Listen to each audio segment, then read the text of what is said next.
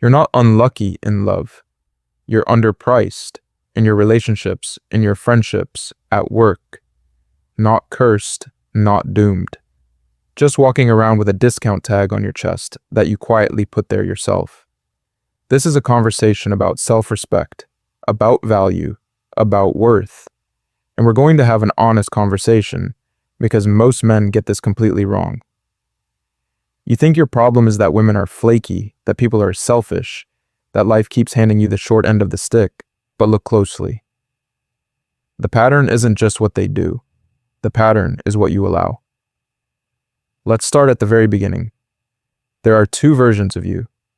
The first one chases. He explains. He overtexts. He writes paragraphs to a woman who replies with one-word answers. He stays on the phone with friends who only call when they need something. He nods along when his boss dumps extra work on him again, even though he is already exhausted.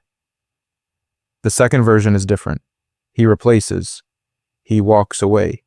He upgrades. When someone pulls away, he mirrors that distance instead of sprinting after them. When a friend never shows up for him, he stops being their unpaid therapist and invests his time in people who reciprocate. When work keeps crossing his boundaries, he calmly states his limits and stands on them. Same man, same heart, completely different. Level of self-respect. Here's the critical thing. Every time you chase someone who's pulling away, you are not just sending them a message. You are sending yourself one. You are quietly saying, I'm not worth more than this bare minimum. I will negotiate for crumbs. I will beg for attention, even when it hurts. And your nervous system listens. Your confidence shrinks. Your standards blur. Your peace disappears. Psychology research is clear.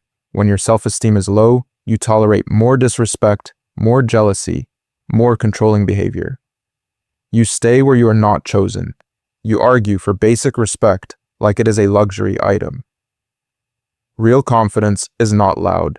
Real confidence is the calm refusal to fight for a spot in someone's life who keeps showing you they don't value your time or your energy. Without self-respect, you will always be negotiating for crumbs. In dating, in friendships, in family, in work. You will keep explaining why you deserve the bare minimum instead of expecting the genuine effort that matches your worth. And that constant negotiation is why you feel tired, bitter, and confused. In this video, you're going to learn how to stop chasing and start replacing. How to rebuild a level of self-respect that changes how people treat you because it changes what you accept. We're going to walk through practical standards, boundaries, and daily actions that quietly raise your price. Stay with me, because once you see this clearly, you will never beg for the bare minimum again. So let's talk about the bill you've been paying without realizing it. Chasing doesn't just cost you a few awkward messages or a bruised ego. It quietly drains your dignity, your sleep, your focus, and your belief that you're actually worthy of something real. You think you're just texting, just checking in, just trying one more time. But look at the pattern. You lie awake at night, replaying conversations, wondering what you said wrong. You stare at your phone instead of your goals. You drag yourself through work the next day, foggy, distracted, because your mind is still in a conversation that barely exists. That is not free. That is you paying with your energy, your time, and your peace. Here's the critical thing. Every unanswered text you send, every double or triple message, every excuse you create for disrespect is not neutral. It is training. You are training your nervous system to accept less, to normalize anxiety, to call it chemistry when it is actually stress. Most men get this completely wrong. They think, if I just show how patient, how loyal, how understanding I am, she'll see my value. But psychology research is clear. Low self-esteem makes you tolerate more disrespect, more jealousy, more controlling behavior. The more you chase, the more you signal to your own brain, we don't deserve better than this. This is our level. And your brain believes you. Over time, the damage goes deeper than one woman or one situation. It becomes identity. You start seeing yourself as the guy who always wants more than they do. The one who cares more, texts more, waits more. You start telling a quiet story. I'm the one people tolerate, not choose. And if you repeat that story long enough, it stops feeling like a story and starts feeling like the truth.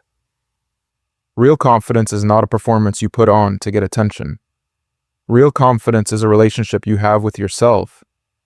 It's the quiet, genuine sense that you have worth, even when no one is clapping, texting, or validating you. And here's where most men collapse. They wait to feel that worth before they act like they have it. But self-respect is not a feeling you sit around waiting for. Self-respect is a standard you enforce, especially when it hurts. Especially when you like her. Especially when your whole body wants to send that one last message. This is a conversation about choosing actions that are aligned with the man you want to become, not the boy who is afraid to be alone. And we're going to have an honest conversation about that standard in this video, because if every excuse you make is training you to accept crumbs, then every boundary you set is training you to expect a feast. By the end of this, you're going to have a simple mental rule that changes everything. Never chase what you can calmly replace. The question is, how do you actually live that out when your feelings are screaming the opposite? So let's answer that question in the most honest way possible. Because we're going to have an honest conversation about what actually happens when your feelings are screaming at you to chase. It doesn't start with a big dramatic moment. It starts with something small, something quiet, a blue light in a dark room. It's 2 a.m. Your room is silent except for the hum of the fan. You're lying on your back, phone above your face, eyes burning. You open the chat with that one woman. You scroll up. You reread your last message for the 10th time. Maybe it sounded needy. Maybe I should have added a joke. Maybe I shouldn't have sent that at all. You check if she's been online. You stare at last seen. You refresh again and again. Your thumb hovers over the keyboard. You type, "Hey, all good?" Then delete it. You type, "Not sure if you got my last message," then delete that too. You write a long paragraph explaining yourself, justifying, apologizing for things she never even complained about. Then you erase the whole thing because it feels like too much. This is the loop. Think, rewrite, delete, repeat. Then the behaviors start to escalate. You double text, then you triple text. You tell yourself it's just being clear, but your nervous system is on fire. You rearrange your day just in case she wants to see you. You say yes to plans you don't even enjoy because it might mean being near her. You leave your ringer on at night just in case she suddenly decides you're worth her time at 1:37 a.m. Here's the critical thing. Most men get this completely wrong. You think you're fighting for love. You think this is what commitment looks like. But what you're really doing is standing outside a locked door, knocking. At first, it's gentle. Then it's louder. Then it's pounding. Inside, she's not walking towards the handle. She's turning the music up, louder and louder. Not to hurt you, just because your knocking is not her priority. And still, you knock. Because somewhere under all of this is a storm of desperation, confusion, and shame. What did I do wrong? Why am I not enough? Why am I always the one who cares more? Your chest feels tight. Your mind races. You start rewriting history, blaming yourself for every moment, every word, every silence. Real confidence is not in that doorway. Real confidence is not in that phone screen. This is a conversation about self-respect. Every time you stay in this chasing loop, you're not just running after her attention, you're running away from yourself. Away from your own value, your own standards, your own life. And if we're honest, that 2 a.m. version of you is the most revealing mirror you have. Because when the room is dark and the phone is bright, you can finally see the cost of this pattern. The lost sleep, the wasted energy, the quiet humiliation. In the next part, we're going to flip that mirror and show you what it looks like when you stand up from the locked door, put the phone down, and walk back toward your own life instead. And this is exactly where the real war starts. You stand up from that locked door, you put the phone down, and then it hits you. That ache in your chest, that pull in your stomach, that voice that says, I know they're bad for me, but I miss them. One part of you is clear. This is disrespect.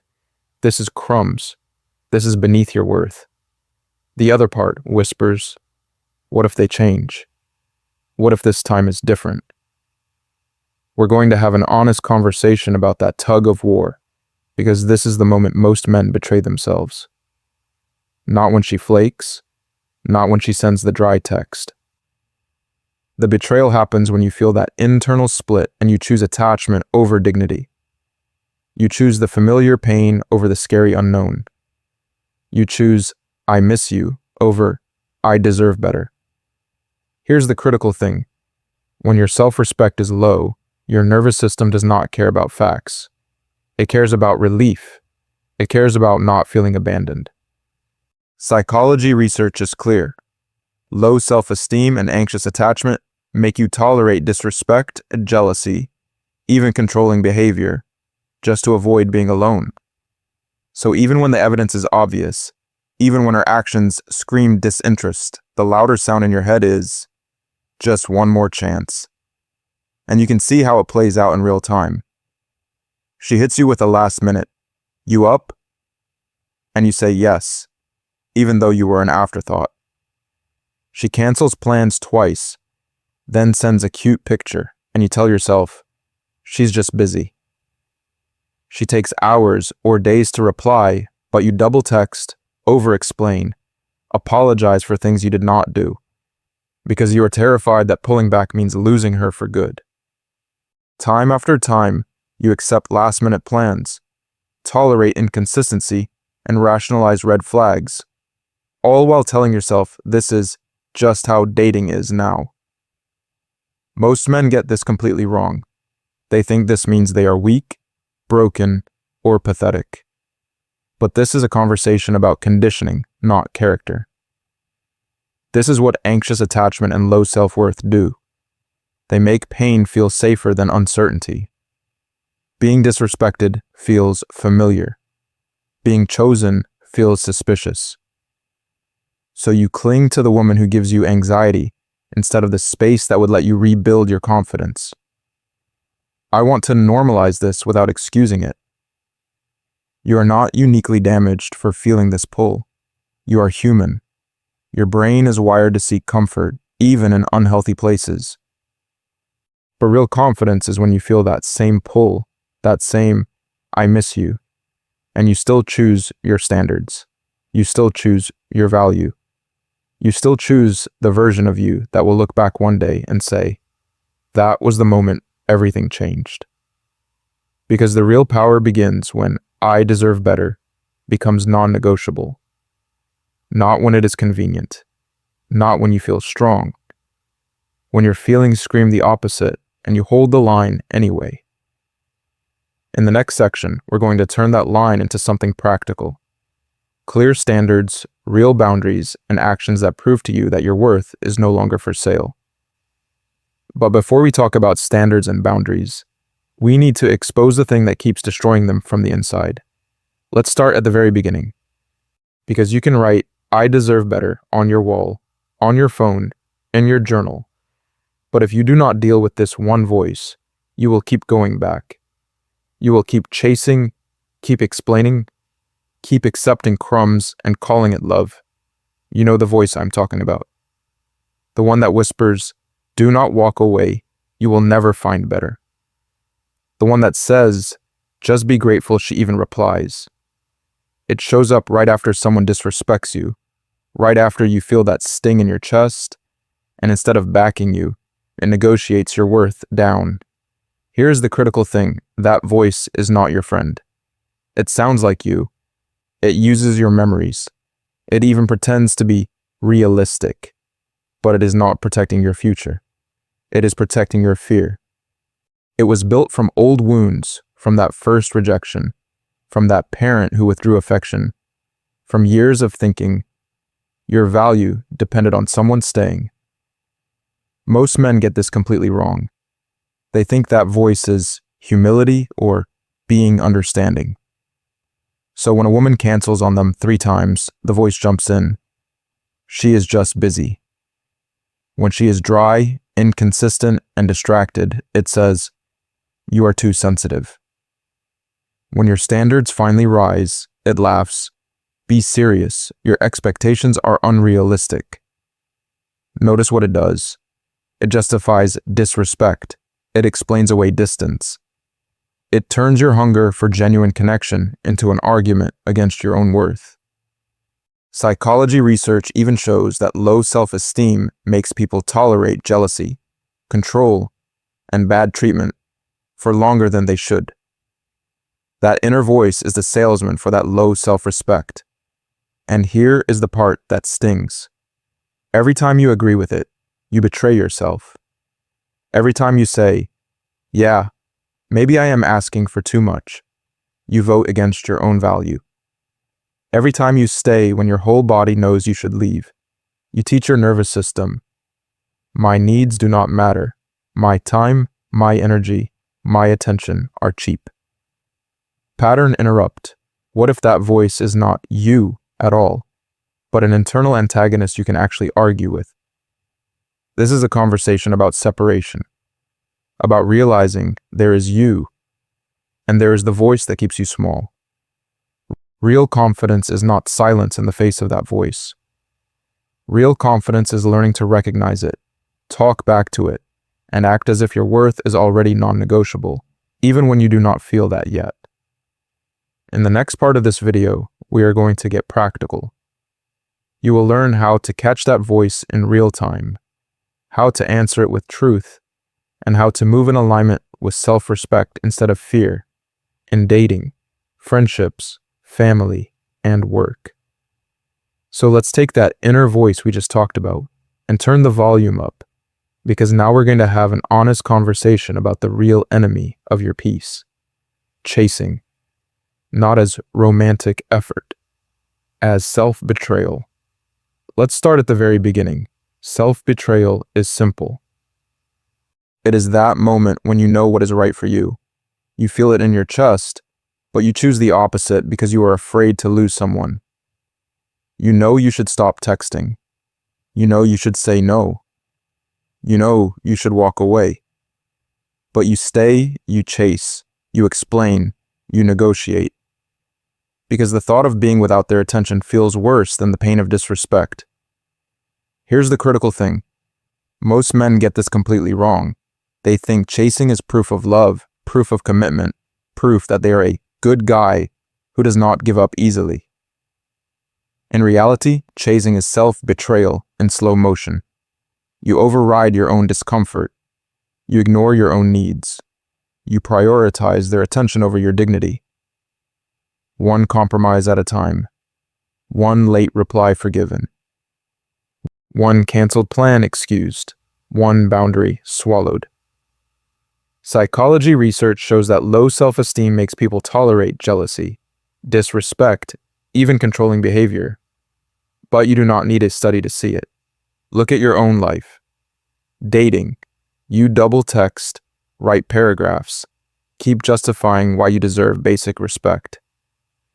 Friendships. You are the 24/7 therapist for people who vanish when you need them. Work. You accept extra tasks in silence while resentment eats you alive. Different arenas, same pattern. You abandon you to keep them. And every time you do that, something crucial breaks. Real confidence is a relationship with yourself, and relationships are built on trust. When you betray yourself, you trust yourself less. When you trust yourself less, you respect yourself less. When you respect yourself less, your standards collapse and you chase even harder, hoping someone else will give you the worth you keep refusing to give yourself. So there are really only 2 paths from here. Path 1, you keep explaining why you deserve the bare minimum. You keep writing essays to a woman who sends you one-word replies. You keep having long conversations with friends about how little they show up, then accepting their next excuse. You keep proving, over and over, that you will argue for your value instead of enforcing it. Path 2 is quieter, but far more powerful. You stop explaining. You stop debating at your worth. You see inconsistent effort, and instead of chasing, you replace. You mirror energy. You walk away from the table the moment respect is no longer being served. No drama, no speeches, just alignment. Because this is a conversation about self-respect, not self-justification. And if you are wondering how to actually choose that second path, how to rebuild trust with yourself, one boundary, one decision, one clean walk away at a time, that is exactly where we are going next. So let's be clear before we go any further. We're not doing platitudes today. This is not another soft focus, love yourself montage where I tell you you're amazing and nothing in your life has to change. This is a conversation about how you're actually living, what you're tolerating, where you're giving away your dignity for crumbs of attention and calling it connection. We're going to have an honest conversation. Think of this like sitting down in a quiet room with an older brother, a father figure, and your closest friend all rolled into one. Someone who cares about you enough to be blunt, not to shame you, not to impress you, to tell you the truth you already feel in your gut, but keep turning down the volume on because change is uncomfortable. You're tired of hearing just be confident with no structure. Know your worth with no blueprint. Set boundaries with no one showing you what that looks like when your heart is involved, when your job is on the line, when your family is the one crossing the line. Most men get this completely wrong because they're handed slogans instead of a system. So let's start at the very beginning. Real confidence is not a mood. It's not a speech you give yourself in the mirror. It's the daily practice of self-respect, the standards you set, the boundaries you hold, the people and habits you refuse to keep when they cost you your peace. Psychology research is clear. When your self-esteem is low, you tolerate more jealousy, more control, more disrespect. You call it being understanding. It's not understanding. It's abandonment of self. Here's the critical thing. We are not going to teach you how to chase better. We are going to teach you how to replace. Replace the woman who gives you lukewarm effort with one who meets you with genuine interest. Replace friendships where you are the 24/7 therapist with relationships that match your energy and reliability. Replace overwork and silent resentment with calm boundaries that protect your time and long-term performance. We're going to talk about self-respect in every arena. The dates where you stop double texting and start mirroring effort. The friendships where you stop accepting one-sided loyalty. The family dynamics where you stop letting guilt override your limits. And the workplace where you stop saying yes just to avoid conflict. You will see how acting with self-respect, even before you feel it, slowly rewires how you see your own worth. If you stay with me to the end, you will not walk away with a motivational quote. You will walk away with a blueprint. Clear standards, non-negotiables, phrases you can actually say, actions you can actually take. A way of living where chasing becomes unnatural beneath you, because your life, your mission, and your self-respect are finally leading the way. And next, we're going to start building that structure step by step. And now we have to talk about the cost, because if we're going to build that structure step by step, we're going to have an honest conversation about what happens if you never do. About the man you become if self-respect stays a theory instead of a practice. Let's start at the very beginning. Imagine you never draw a line. You keep doing what you've been doing. In dating, that looks like cycles of almost relationships. Almost a girlfriend. Almost a commitment. You give real energy, real time, real attention. And in return, you get confusion, mixed signals, late replies, You wait, you hope, you negotiate for crumbs of love instead of walking away for your own worth. In friendships, it's the same pattern wearing a different mask. You're the guy everyone calls when they're bored, when they need a favor, when they need an emotional trash can. But when you need help moving or you're going through something dark, suddenly everyone is busy. You tolerate it. You tell yourself it's fine. But quietly, resentment starts to grow. At work, low self-respect turns into quiet burnout. You say yes when you mean no. You accept extra projects with no recognition because you're afraid of seeming difficult. You stay late while other people go home. Studies on burnout and boundaries show this clearly. The people who never push back, who never state limits, are the ones who end up exhausted, overlooked, and replaceable. Here's the critical thing most men get this completely wrong about. This isn't just low confidence in one area. Psychology research links low self-esteem with a higher tolerance for disrespect, jealousy, and controlling behavior. When you don't believe in your own value, you will rationalize almost anything, because being treated badly still feels safer than being alone. So it bleeds into every conversation, every decision. You let the woman talk to you however she wants because you're scared to lose her. You accept friends who cancel on you 5 times in a row. You let your family guilt you into choices that crush your spirit. You keep your mouth shut in meetings even when you know you're right. You abandon yourself over and over, then wonder why you feel empty. The emotional cost is brutal. Quiet bitterness. That sinking feeling that life is happening to you, not with you. You start to believe you're unlucky when in reality you're underpriced. And this is a conversation about identity. Are you honestly willing to live the next 5 years like the last 5? Same almost relationships, same one-sided friendships, same burnout, same tightness in your chest when you say yes while your whole body is screaming no? Or is this the line where you decide that real confidence is no longer optional? Because in the next part, we're going to draw that line. And once you see how different life feels on the other side, going back will not be an option. This is the line. Right here.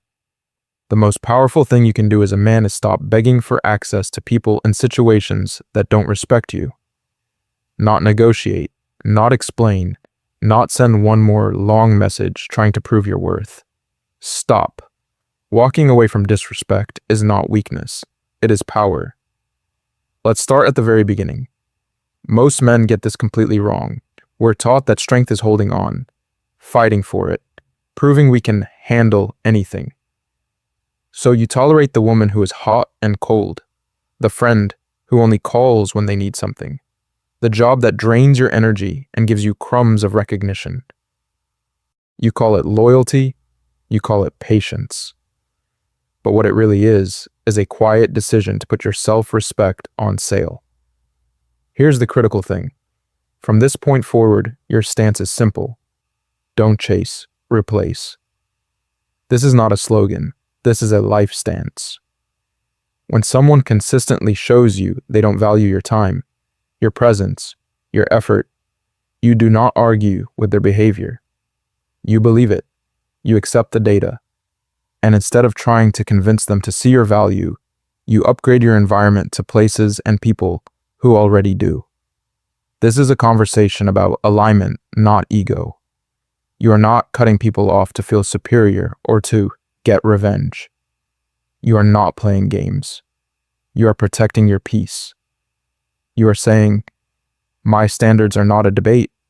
They are my operating system. Real confidence is not screaming, respect me.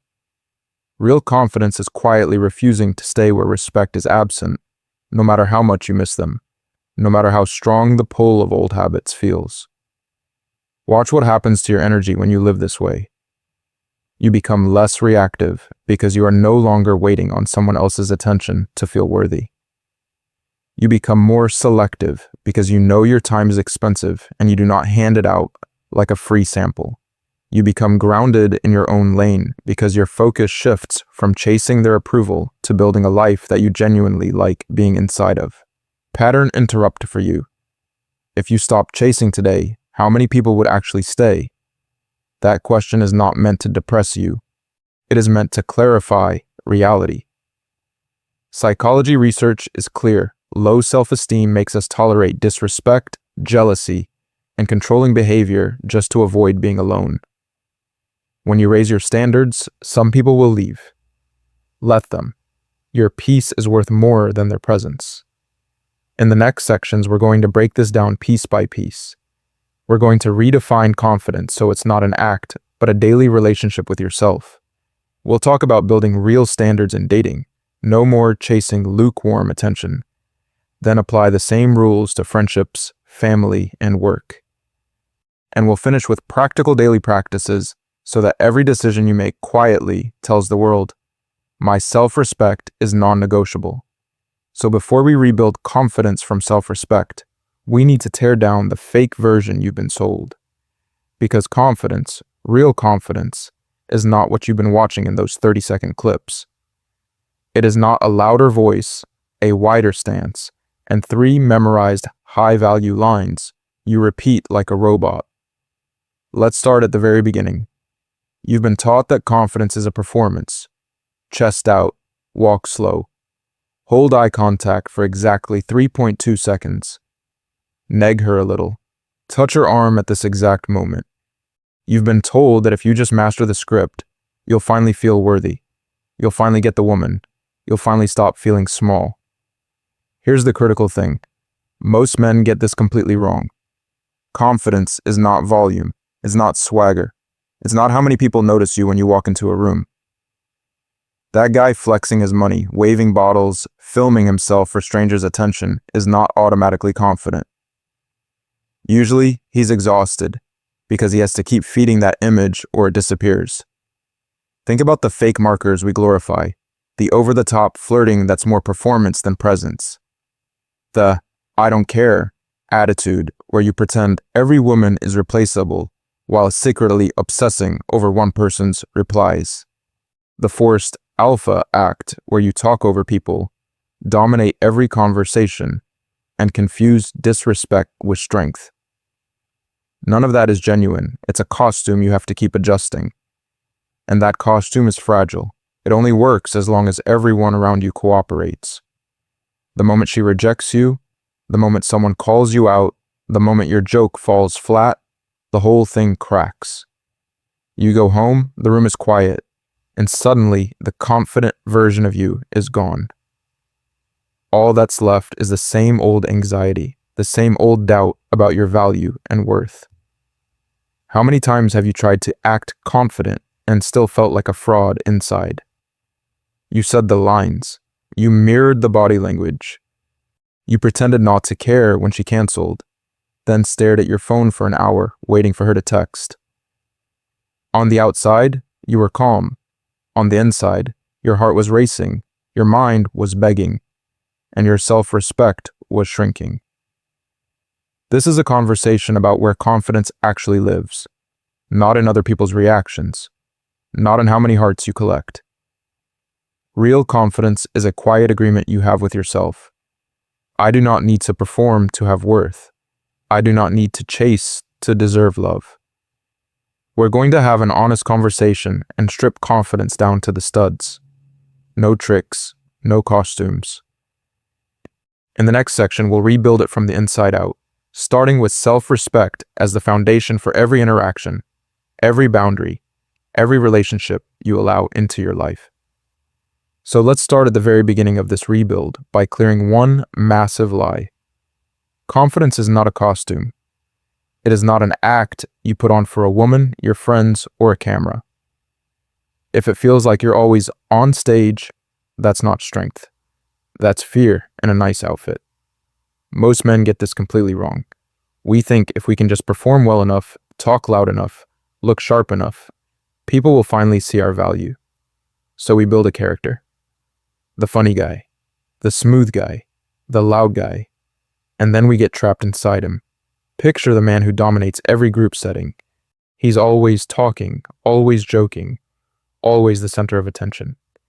Everyone thinks he's confident, but when the night ends and he goes home alone, he cannot stand the silence.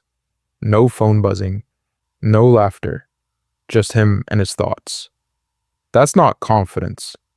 That's running from yourself, or the guy who flirts with every woman in the room. He's charming, playful. He knows all the lines. But the second one woman actually likes him, actually wants to know him, panic hits. Now vulnerability is required. Now he might be seen for real. And he does not trust that the real him has worth. So he sabotages, disappears, or turns it into another performance. Here's the critical thing. Real confidence is not game. Game without self-respect is just more advanced chasing. You're still putting her on the throne. You're still making her reaction the judge of your value. You just have better scripts, more tactics, and a higher level of anxiety. You send the perfectly timed messages. You mirror her body language. You remember all the rules, but inside, you're constantly monitoring. How do I look right now? Did that joke land? Did she like that story? Is she impressed? That is not freedom. That is emotional prison, and it is exhausting. It drains your energy, your focus, your time. You become a full-time actor in your own life, always editing, always curating, always asking, how am I coming across? Instead of, who am I actually, and do I respect that man? This is a conversation about letting the costume fall off, about walking into a room and not needing to inflate or shrink yourself, about being the same man when you're alone on a Sunday afternoon as you are on a Friday night date. Real confidence is quieter than you think, calmer than you think. It feels less like acting and more like coming home. You're not spinning plates. You're not chasing love or attention. You're rooted in your own worth. In the next section, we're going to have an honest conversation about how to build that root system. The daily choices, boundaries, and standards that turn self-respect from an idea into your default way of living. So let's make this crystal clear. Confidence is not how loud you talk, how many women like your photos, or how smooth you sound in a conversation. Real confidence is the relationship you have with yourself when no one is watching and no one is validating you. It's who you are when the phone is dry, when no one is asking for your time, when there's no date on Friday, no messages lighting up your screen, no audience to impress. In that quiet, when it's just you and your thoughts, do you feel like a man you can trust? Or a man you're secretly disappointed in? Let's start at the very beginning. Real confidence is not a performance. Real confidence is a relationship you build with yourself, the same way you build any genuine relationship, through consistency, honesty, and respect. It is the quiet, unshakable knowledge that your time, your heart, and your presence have value, whether or not anyone is currently appreciating them, choosing them, or even noticing them. Here's the critical thing most men get completely wrong. They think, once a woman chooses me, once I get that relationship, then I'll feel confident. But that makes your worth a hostage to someone else's mood, trauma, and preferences. You're not confident because people choose you. You're confident because you know you're worth choosing, even on the days when no one does. That shift changes everything. When your confidence is rooted in self-respect instead of outcomes, you stop auditioning and start evaluating. You walk into a date not asking, am I enough for her? But calmly wondering, is she aligned with the man I'm becoming? You stop chasing every flicker of attention and start observing who actually shows up consistently with effort that matches yours. Psychology research is clear. Low self-esteem makes you tolerate disrespect, jealousy, and controlling behavior. When you do not respect yourself, you cling to any woman who gives you crumbs of attention because you're terrified nothing better is coming. So you overgive, over-explain, and overlook red flags, all while your self-respect quietly erodes. This is a conversation about self-respect at the deepest level. because you cannot have this kind of confidence if you keep betraying yourself to keep others comfortable. Every time you say yes when you mean no, every time you let someone cancel on you 3 times and still act grateful for a 4th chance, every time you beg for basic respect instead of walking away, you teach yourself that your own standards do not matter. But when you start honoring your boundaries, when you align your actions with your worth, something powerful happens. Your inner voice changes. Your posture changes. The way you look at yourself in the mirror changes. And the way women respond to you changes. The question is, how do you actually start living that way, day after day, when you've spent years doing the opposite? In the next section, we're going to break that down step by step. And there's one habit in particular that will quietly rebuild your self-respect faster than anything else. So let's answer that question directly, because we're going to have an honest conversation right now. If you've spent years chasing, begging, and over-explaining, there's a reason. You've been trying to eat off a plate that will never actually feed you. External validation. Let's start at the very beginning. When your sense of worth depends on texts, likes, compliments, or a woman's attention, you are never safe. You are always one silence away from collapse. One seen with no reply. One weekend where she is suddenly busy. One day where your phone stays dark and your chest feels like it is caving in. That is not love. That is addiction dressed up as romance. You know the roller coaster, high when she responds fast, low when she pulls away. You keep checking your phone between sets at the gym, at red lights, right before bed, first thing in the morning. You are not looking at a screen. You are looking for proof that you matter. Your mood, your confidence, your plans for the day rise and fall on whether someone else gives you a hit of attention. Here's the critical thing. Most men get this completely wrong. They think, once I finally get consistent validation, then I'll relax. Then I'll feel secure. But anxious attachment does not work like that. The more you chase, the more anxious you become. The more you overgive to avoid abandonment, the more you teach your nervous system. My worth is negotiable. I have to earn every drop of care. You overinvest, you tolerate disrespect, and your self-respect quietly bleeds out. Attachment theory is not just an idea in a book. It shows up when you double text after she cancels, when you keep making plans with people who never initiate, when you say yes at work to every extra task because you are terrified of being seen as difficult. Underneath all of that is the same belief. If I stop performing, they will leave, and if they leave, I am nothing. Real confidence is the opposite of that. Real confidence is internal validation. It is a relationship you build with yourself where you respect your own effort, your own growth, your own standards, regardless of who notices. You go to the gym because you said you would. You work on your craft because it matters to you. You hold a boundary because your time and energy are valuable, not because someone else claps for you. Pattern interrupt. Imagine every source of external validation disappears tomorrow. No texts, no likes, no compliments, no one calling you talented, handsome, or such a good guy. Would you still train? Would you still learn? Would you still keep your word to yourself? Would you still treat yourself like a man who matters, even in the quiet? This is a conversation about where your worth actually lives. If it lives out there, you will always be chasing.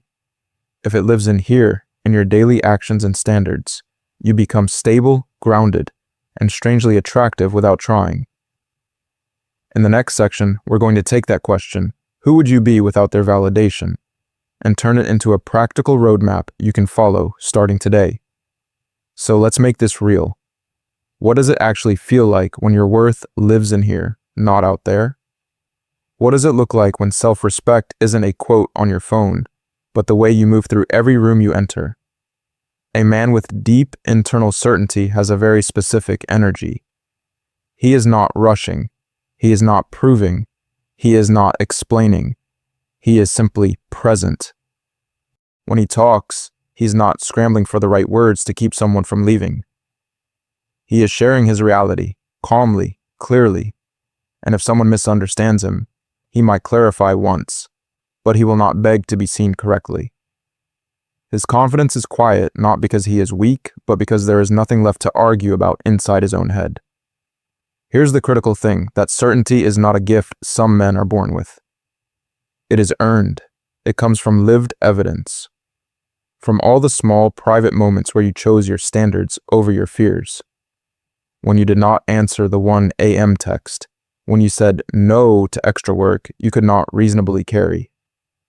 When you stopped explaining to a woman why you are worth basic respect and simply matched her effort with your attention and your time. Most men get this completely wrong. They think confidence is a feeling they must wait for before they act differently. In reality, real confidence is the result of acting with self-respect first, especially when you're scared, and letting your nervous system catch up later. Psychology and cognitive behavioral work are clear on this. Behavior often comes before belief. You show yourself you are worth more by how you behave, and your mind slowly adjusts its story about your value. And when you live like this, people feel it. They lean in. They listen more carefully. They respect your time because you clearly respect your own. A woman feels safe around you, not because you say the perfect line, but because she can sense you are not trying to extract love, attention, or validation from her. You are not auditioning. You are discerning. That calm, non-neediness lowers her guard more than any tactic ever could. This is magnetic, but not as a manipulation strategy. This is a conversation about alignment, not performance. The magnetism is a byproduct of how you live, not a trick you deploy. You are attractive because you are solid, not because you are strategic. Self-respect first. Attraction and respect from others second. Never the other way around. When you reverse that order, you start chasing, overgiving, and tolerating disrespect just to avoid being alone. When you keep that order, you can enjoy connection without betraying yourself. In the next section, we're going to have an honest conversation about how to build that evidence on purpose, daily practices, clear standards, and specific behaviors that turn this from theory into a lifestyle you can trust. So let's take that evidence and walk it straight into your dating life, because this is where most men get this completely wrong. You are either auditioning or you are choosing. You cannot be both at the same time. Let's start at the very beginning of how most dates secretly work. You show up like you're at a job interview. You're trying to be interesting, trying to be funny, trying to be impressive. You're scanning her face after every joke, every story, hoping you said the right thing. In your head, it's, I hope she likes me. I hope I'm enough. I hope I don't mess this up. That is the auditioning role. When you're auditioning, you overgive. You insist on paying when she's lukewarm.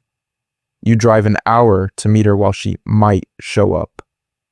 You rearrange your schedule, your sleep, your priorities just to squeeze into her calendar. You overshare. You dump your whole life story on the table in the first 2 dates, not because it's genuine connection, but because you're trying to sell your worth like a product. You ignore red flags, disrespect, constant phone use, talking badly about exes, because you're so focused on securing her approval that you abandon your own. Here's the critical thing. Auditioning always leaks desperation. It says, your attention is more valuable than my time, my energy, my self-respect. And a woman can feel that. Psychology research is clear. When your self-esteem is low, you tolerate more jealousy, more controlling behavior, more mixed signals. You will accept crumbs of love just to avoid being alone. The other role is completely different. This is the man who walks in knowing real confidence is a relationship with himself. He's not cold. He's not arrogant. He's present. He's curious. He's genuinely interested in who she is. But he's also quietly asking, is this good for me? Does this feel peaceful? Do our values line up? He's not auditioning for acceptance, he's discerning compatibility. In this stance, you can enjoy the conversation and still be okay if it does not work out. You can like her and still walk away if her actions show inconsistency, disrespect, or chaos. You are evaluating, not begging. You are comparing her behavior to your standards, not lowering your standards to keep her behavior. And that, ironically, is deeply attractive. Because it signals abundance, not scarcity.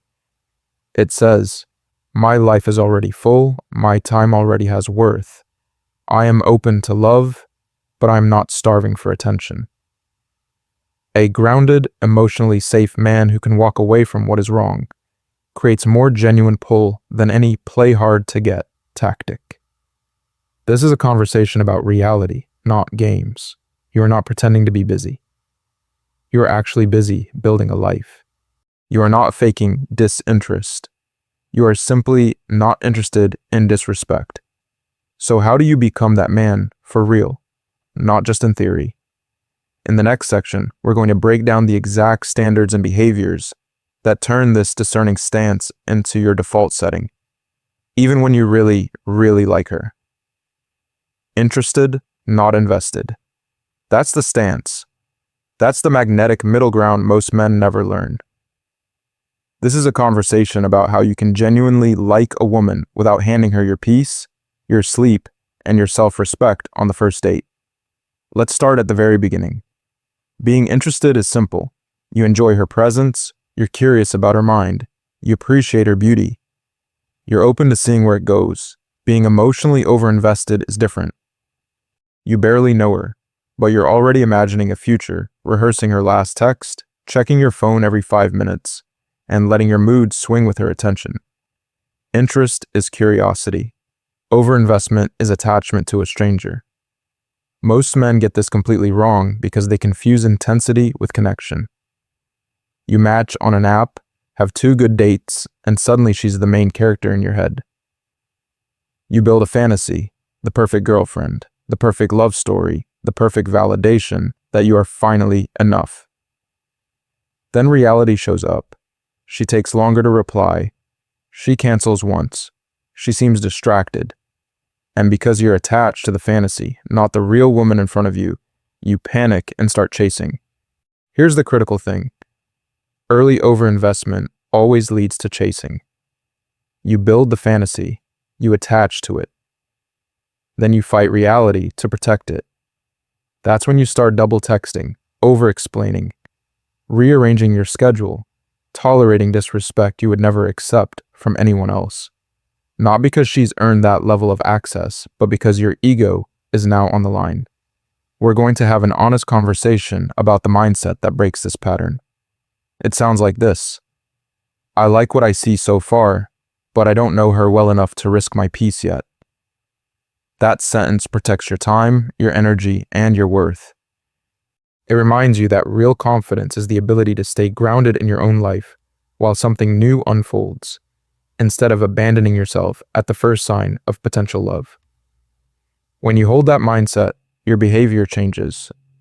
You mirror effort instead of overgiving. If she texts, you respond. If she makes time, you make time. If she is consistent, you gradually open up. But you do not rearrange your entire life for someone who cannot even keep their word about simple plans. You keep your routines, you go to the gym, you work on your craft, you see your friends, you sleep. Pattern interrupt. What if the most attractive thing about you was not how hard you chase, but how calm you stay? Psychology research is clear. People with clear boundaries report higher life satisfaction and lower stress. That calm, grounded interest feels magnetic to healthy women because it signals you have your own center. At the same time, it quietly repels anyone who only feels powerful when they are being chased, worshipped, or begged for attention. So as we move forward, we're going to turn this from a nice idea into concrete standards. How you text, how you schedule, how you respond when effort drops. Because the next step is learning exactly how to act like a man who is interested, but never willing to invest more than a woman has actually earned. And here's where most men get this completely wrong. They hear, don't chase, replace, and turn it into a trick, a tactic, a way to pull a woman in by acting like they do not care. You wait longer to text back on purpose. You ignore messages to seem busy. You pretend you have options you do not actually have. On the surface, it looks confident. Underneath, nothing has changed. We're going to have an honest conversation about that. Because if you were still checking your phone every few minutes, still replaying every word she said, still measuring your value by whether she reaches out, you are not free. You are not relaxed. You are not standing in genuine self-respect. You are just performing indifference while your nervous system is on fire. The behavior looks different, but the neediness is exactly the same. Here's the critical thing. Fake distance is still chasing. It is mental chasing. Emotional chasing. You are still orbiting around her reaction, still letting her attention decide whether you feel worthy today. Real confidence is the opposite of that. Real confidence is when your worth is rooted in how you live, what you build, the standards you keep with yourself, not in the rise and fall of one woman's interest. Let's start at the very beginning of what not chasing actually means. It does not mean you ignore people you like. It does not mean you punish a woman for being human, busy, or slow to respond. It means you simply refuse to overextend where effort is not matched. You stop double texting when she leaves you hanging. You stop rearranging your schedule for someone who cancels twice. You stop auditioning. This is a conversation about authenticity, about being a man whose actions line up with his inner reality. When you feel called to reach out, you do. When you want to see her, you invite her. When you enjoy the conversation, you let that show. But you never beg. You never bargain. You never twist yourself into a shape you hate just to keep a little bit of her attention. Psychology research is clear. Men with low self-respect tolerate more disrespect, more jealousy, more controlling behavior. They chase harder for less. When you build self-respect, you reverse that. You become calm, clear, selective. You replace people and habits that drain you instead of clinging to the bare minimum they offer. So here's the real question. Are you willing to build a life you actually enjoy, so you do not need to fake indifference to seem attractive? A life with purpose, discipline, friendships, health, and work you are proud of. Because when your days are full of real value, you do not have to act like you are hard to get. You simply are. In the next part, we are going to turn this inner posture into specific behaviors, so you know exactly how a man with self-respect texts, plans, and walks away when he needs to. So if confidence is not an act, if it's built on self-respect, we have to face the uncomfortable question. What do you do when you don't actually respect yourself yet? When you look at your patterns with women, with friends, with work, and you quietly think, I would not choose me either. We're going to have an honest conversation here because most men get this completely wrong. They think self-respect is a feeling. They wait for some wave of worthiness to wash over them before they change anything. They think, once I feel confident, then I'll stop chasing. Then I'll set boundaries. Then I'll walk away from disrespect. But that day never comes because real confidence is not an emotion you wait for. It is a structure you build. Telling a man in that place to just respect yourself is as useless as telling a beginner in the gym to just lift heavier. He cannot. That is the problem. You do not solve weakness by demanding strength. You solve weakness by giving the body a weight it can barely handle, and you repeat it until the muscle adapts. Self-respect works the same way. You give your life a new standard it can barely handle, and you repeat it until your identity adapts. Let's start at the very beginning. Self-respect is not built in your head first. It is built in your behavior. It is built in what you tolerate, what you walk away from, and what you commit to daily when no one is watching. Every time you accept crumbs of attention from a woman who is clearly not interested, you teach your nervous system, this is what my value is worth. Every time you stay silent when a friend or family member crosses a line, you confirm, my comfort is less important than their approval. Psychology backs this up. Cognitive behavioral therapy has a simple but powerful idea. Your actions can lead your emotions. You do not wait to feel brave to act bravely. You act bravely in small, controlled ways, and your feelings slowly follow. Acting with self-respect, even when you feel insecure, starts to rewire how you see yourself. You begin to experience yourself as a man who protects his time, his energy, his love, his worth. Here's the critical thing. You are not going to think your way into higher standards. You are going to live your way into them. That means concrete behavior. It means deciding, I no longer explain why I deserve basic respect. It means, if you pull away, I mirror your effort and I replace you. I do not chase you. It means, I will be uncomfortable for a moment rather than resentful for months. This is a conversation about building a new default, not a performance. A new baseline for how you allow people to treat you in dating, in friendships, in family, in work.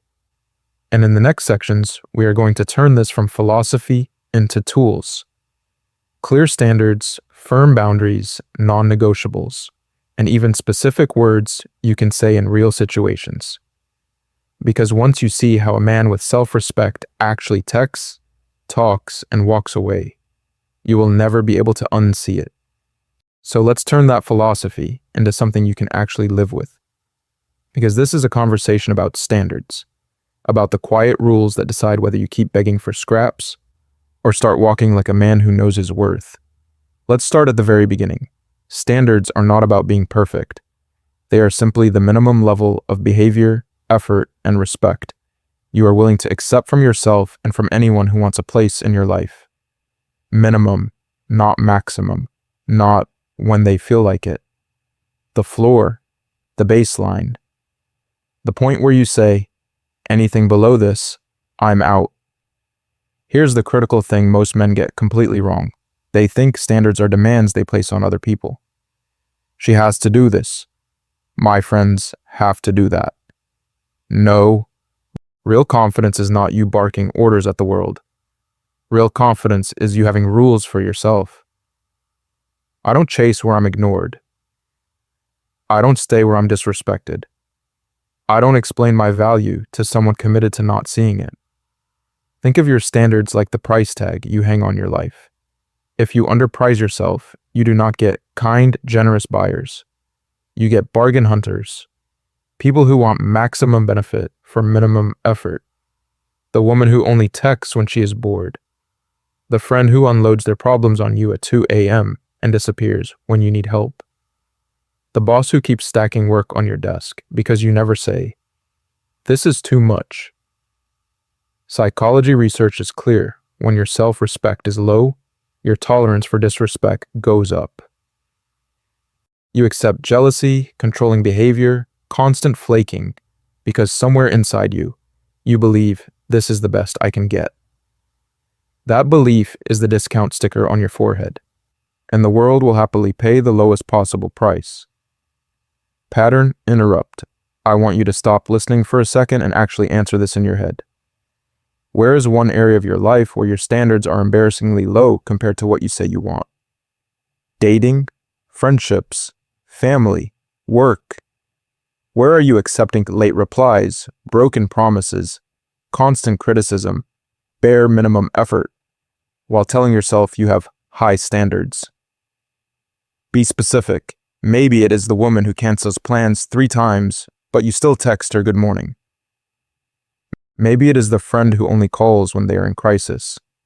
Maybe it is the job that keeps you on the edge of burnout because you never state your limits. That gap between what you say you want and what you actually allow, that is your real standard. We are going to raise that, step by step. In the next sections, we will build on this price tag with clear boundaries and non-negotiables, So your time, energy, and love are no longer on the clearance rack, but protected by a genuine self-respect system you can trust. So now we take that price tag and we protect it. Because without protection, your standards are just pretty words. Boundaries are how you turn self-respect from a theory into a lifestyle. Let's start at the very beginning. A boundary is simply a line you draw around your time, your energy, and your emotions to protect your mental and emotional health. It is you deciding, this is what I will allow in my life, and this is what I will not. Not from anger, from clarity, from a quiet belief that your worth is real and does not need to be negotiated. Here's the critical thing: most men get this completely wrong. They think boundaries are about controlling other people. Telling a woman what she can or cannot do. Telling your boss how they should behave. That is not a boundary. A real boundary is about you controlling you. It is about what you choose to do or not do when someone crosses the line. There are two layers, external and internal. External boundaries are about what you allow others to do around you, how they speak to you, how they use your time, how they treat your attention. Internal boundaries are about what you allow yourself to do, how late you stay up scrolling, how much you chase, how often you break your own word. One protects you from the outside, the other protects you from you. Research backs this up.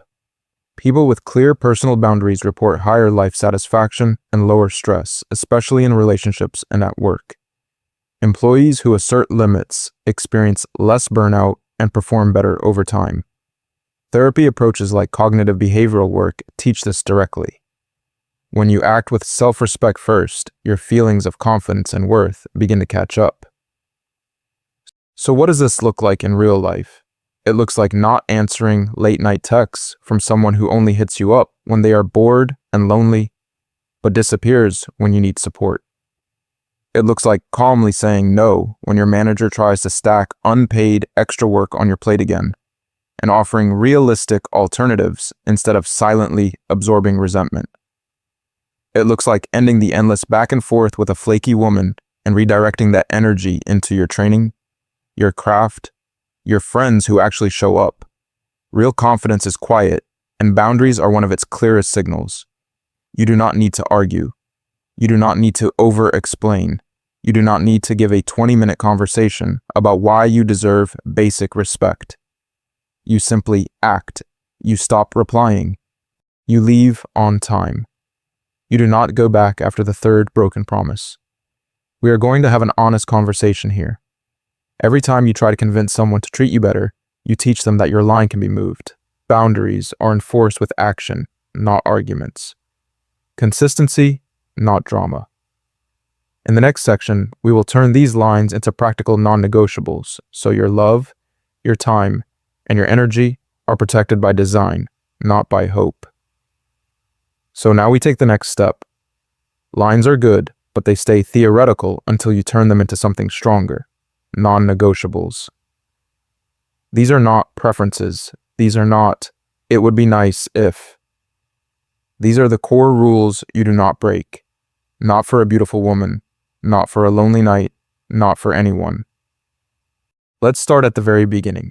A non-negotiable is a promise you make to yourself about how you will be treated and how you will behave, no matter how much you want someone, no matter how scared you are to lose them.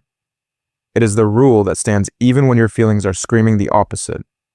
Real confidence is built on those promises, because when you know you will not betray yourself, you walk into every conversation with quiet power. Here's the critical thing: most men get this completely wrong. They think standards are about controlling other people. They are not. Your non-negotiables are about you. I don't stay where I'm disrespected. That is not a threat. It is a direction for your own feet. I don't explain why I deserve basic respect. That is not a speech. It is a decision to stop debating your worth. I don't chase inconsistent people. That is not a tactic. It is a refusal to invest your time, energy, and love into chaos. Psychology research is clear. When your self-esteem is low, you tolerate more jealousy, more disrespect, More controlling behavior because you are afraid to be alone. Non-negotiables cut through that fear, but only if they are simple enough to remember when your heart is racing and your phone finally lights up with their name. Most men get this completely wrong by trying to create a rule for everything. 10, 20, 30 standards that sound strong on paper and vanish the moment they feel rejected. Under emotional pressure, your brain does not reach for a paragraph. It reaches for one clear sentence. This is why you need a few strong rules, not a long fantasy list. 3 to 5 non-negotiables you can repeat to yourself in the dark when you're tempted to go back to crumbs of attention.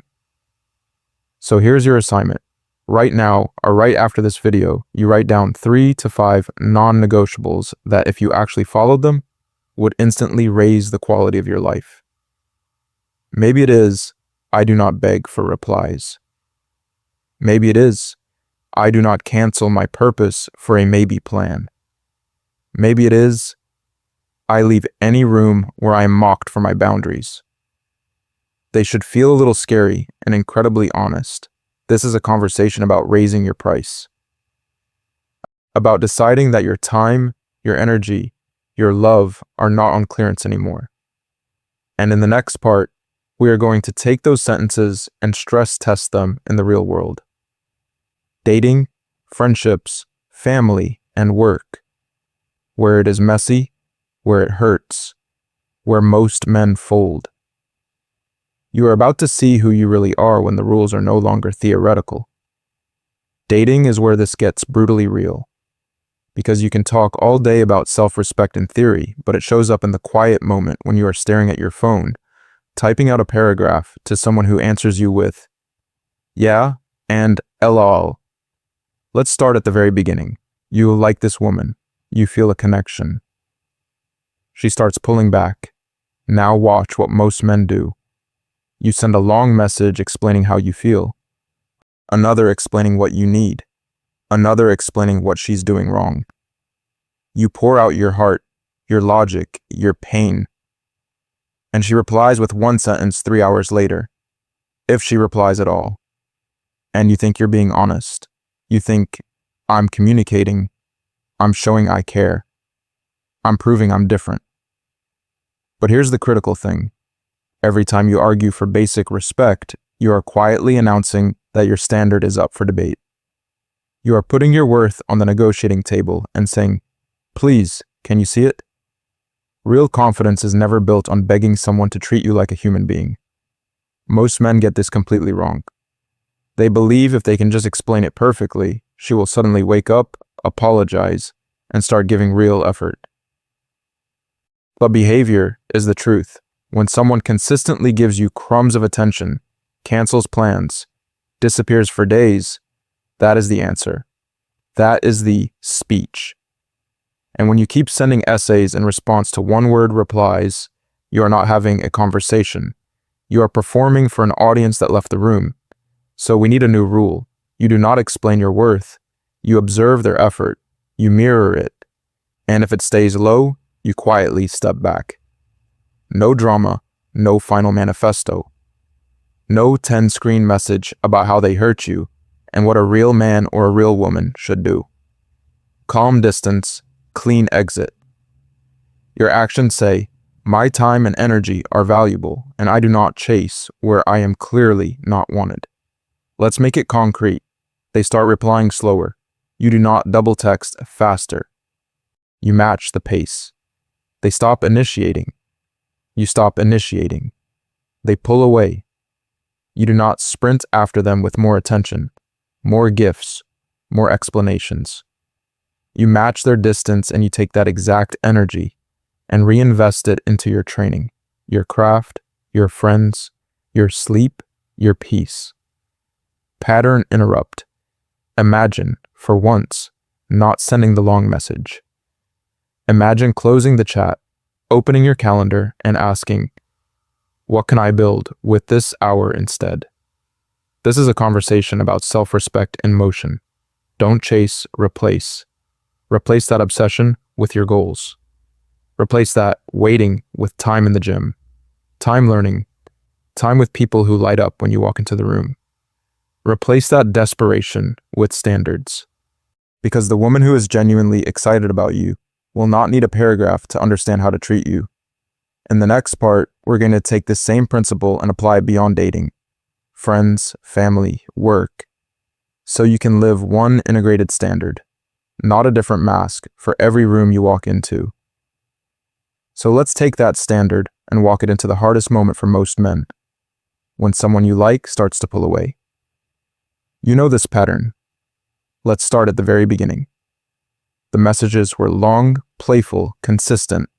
She was asking questions, making plans, sending you pictures of her day. You felt the momentum. You felt chosen. Then slowly, almost quietly, the rhythm changes. Replies take longer. Her answers get shorter. Plans turn into maybe and I'll let you know. At first, you ignore it. You tell yourself she is busy. You send another message to keep the conversation going. Then another. You offer 3 different days to meet. You replay the last date in your head, the last phone call, the last joke you made, trying to find the exact moment you messed it up. Anxiety rises. Sleep gets lighter. Your mind starts chasing before your body ever does. Here's the critical thing. This is the moment your self-respect is on trial. This is the stress test. Do you chase or do you let their effort set the pace? Do you try to drag their interest back to life with more attention, more energy, more time? Or do you step back and watch what they choose to do without your constant pushing? Most men get this completely wrong. We think, if I care, I have to fight for it. But real confidence is not a campaign to win someone who is drifting away. Real confidence is the quiet decision to never compete for a person who is not competing for you. It is the refusal to bargain with your own worth just to keep a half-hearted connection alive. So what does self-respect actually sound like here? It is calm. It is simple. You do not accuse. You do not beg. You don't send a 5-paragraph essay about how you deserve better. You mirror effort. If they slow down, you slow down. If they stop initiating, you stop initiating. Maybe you send one grounded message. Hey, I've enjoyed getting to know you. It feels like the momentum has shifted on your side, so I'm going to give you space. If you want to reconnect, you know where to find me. Then you let their behavior reveal their genuine interest level. This is a conversation about identity, about who you believe you are. The old question was, how do I get them back? The new question is, do I even want someone who treats me like this? That one shift takes you from auditioning for love to evaluating whether this person has earned a place in your life. And if you think this only applies to dating, you're about to see something uncomfortable. Because the exact same pattern shows up with friends who only text when they are in crisis, and family members who remember your number only when they need a favor. And in the next part, we're going to walk straight into that. So let's walk into it. Because if dating showed you where you've been begging for crumbs, friendships often show you where you've been working for free. You're not just chasing women's attention, you're also the unpaid on-call therapist for half the people in your contacts. Let's start at the very beginning. Your phone lights up at midnight. Same name, same pattern.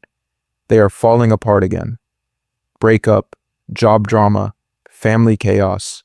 You sit up, you listen, you coach, you reassure. You stay on the line until 2 a.m., even though you have work in the morning. And when your life collapses, when you are the one staring at the ceiling, numb and exhausted, silence, no missed calls, no, are you okay? Nothing. Here's the critical thing. That is not just how friendships are. That is how low self-respect looks in friendship form. Most men get this completely wrong. They think, I'm just a good guy, I'm loyal, I'm supportive. But underneath that, there's often a belief, my value is what I give. My worth is how much pain I can absorb. Real confidence is not built by being the emotional dumping ground for everyone around you. When your self-respect is low, you confuse being needed with being loved. You confuse crisis with connection. You keep answering every call, every message, every emergency, because for a few minutes, you feel important. You feel like the hero. You feel like the only one who understands. But notice the cost. Your sleep, your gym time, your focus at work, your mental health. You are trading your life for access to people who would not trade an hour for you. This is a conversation about standards, about deciding that you can care deeply without sacrificing yourself. You still listen, you still show up, but you no longer throw your schedule, your sanity, and your goals into the fire every time someone else refuses to manage their own emotions. Psychology research is clear. People with clear boundaries report lower stress and higher satisfaction. That is not an accident. That is self-respect in action. So what does that look like in practice? It sounds like, hey man, I can talk for 20 minutes, then I need to sleep. It looks like not picking up the fourth crisis call this week from the same friend who never asks about your life. It looks like responding in the morning instead of sacrificing another night. And it looks like quietly investing more energy and time into the friends who remember your birthday, who check on you first, who match your reliability without being asked. Pattern interrupt. What if the real problem is not that you have too many broken friends, but that you have no filter? No standard for who gets full access to you. You're not abandoning people. You're refusing to abandon yourself to keep one-sided friendships alive. You're allowed to let some dynamics die. You are allowed to replace, not chase, even in friendship. Because in the next part, we're going to take this same self-respect and apply it to the people you feel you can never say no to. Your own family. Family is where your self-respect will be tested the most, not by strangers, not by a woman you're dating, by the people who helped raise you, who know exactly which buttons to press and which stories to use to pull you back into the old version of yourself. We're going to have an honest conversation here, because most men get this completely wrong. They think being a good son or a good brother means automatic yes, automatic compliance, automatic self-erasure, but real confidence is not disappearing inside your own house so everyone else can stay comfortable. Let's start at the very beginning. Family comes with history, with guilt, with sentences like, after everything we've done for you, or that's just how we are, or you're too sensitive. You're not dealing with neutral people. You're dealing with people who remember you at 12, at 16, at your weakest. And sometimes they talk to that version of you instead of the man you are now. Here's the critical thing. Honoring your family is not the same as tolerating disrespect. Respecting your parents does not require you to accept constant criticism, invasions of privacy, or emotional blackmail. You can love people and still limit their access to your inner world. Love does not cancel your right to boundaries. Love does not mean unlimited access to your attention, your energy, your time. Think about the patterns. The parent who walks into your room or your place without knocking, then gets offended when you react. The relative who comments on your body, your money, your dating life every single holiday, then says, relax, it's just a joke. The uncle who uses shame as a tool. A real man would do this for his family, right after ignoring your feelings for years. This is not harmless. This erodes your sense of worth. Psychology research shows that when your self-esteem is low, you tolerate more jealousy, more control, more disrespect. In family systems, that looks like you absorbing everyone's stress, saying yes to every request, and then wondering why you feel exhausted and resentful. That is not peace. That is you abandoning yourself in slow motion. So what do boundaries actually look like with family? Sometimes it's limiting certain topics. I'm not discussing my relationships or my money anymore. Sometimes it's reducing the time you spend in draining environments, shorter visits, later arrivals, earlier exits. Sometimes it's physically leaving a conversation when it turns toxic. I'm not staying in this conversation if we're just trading insults, and then walking out calmly.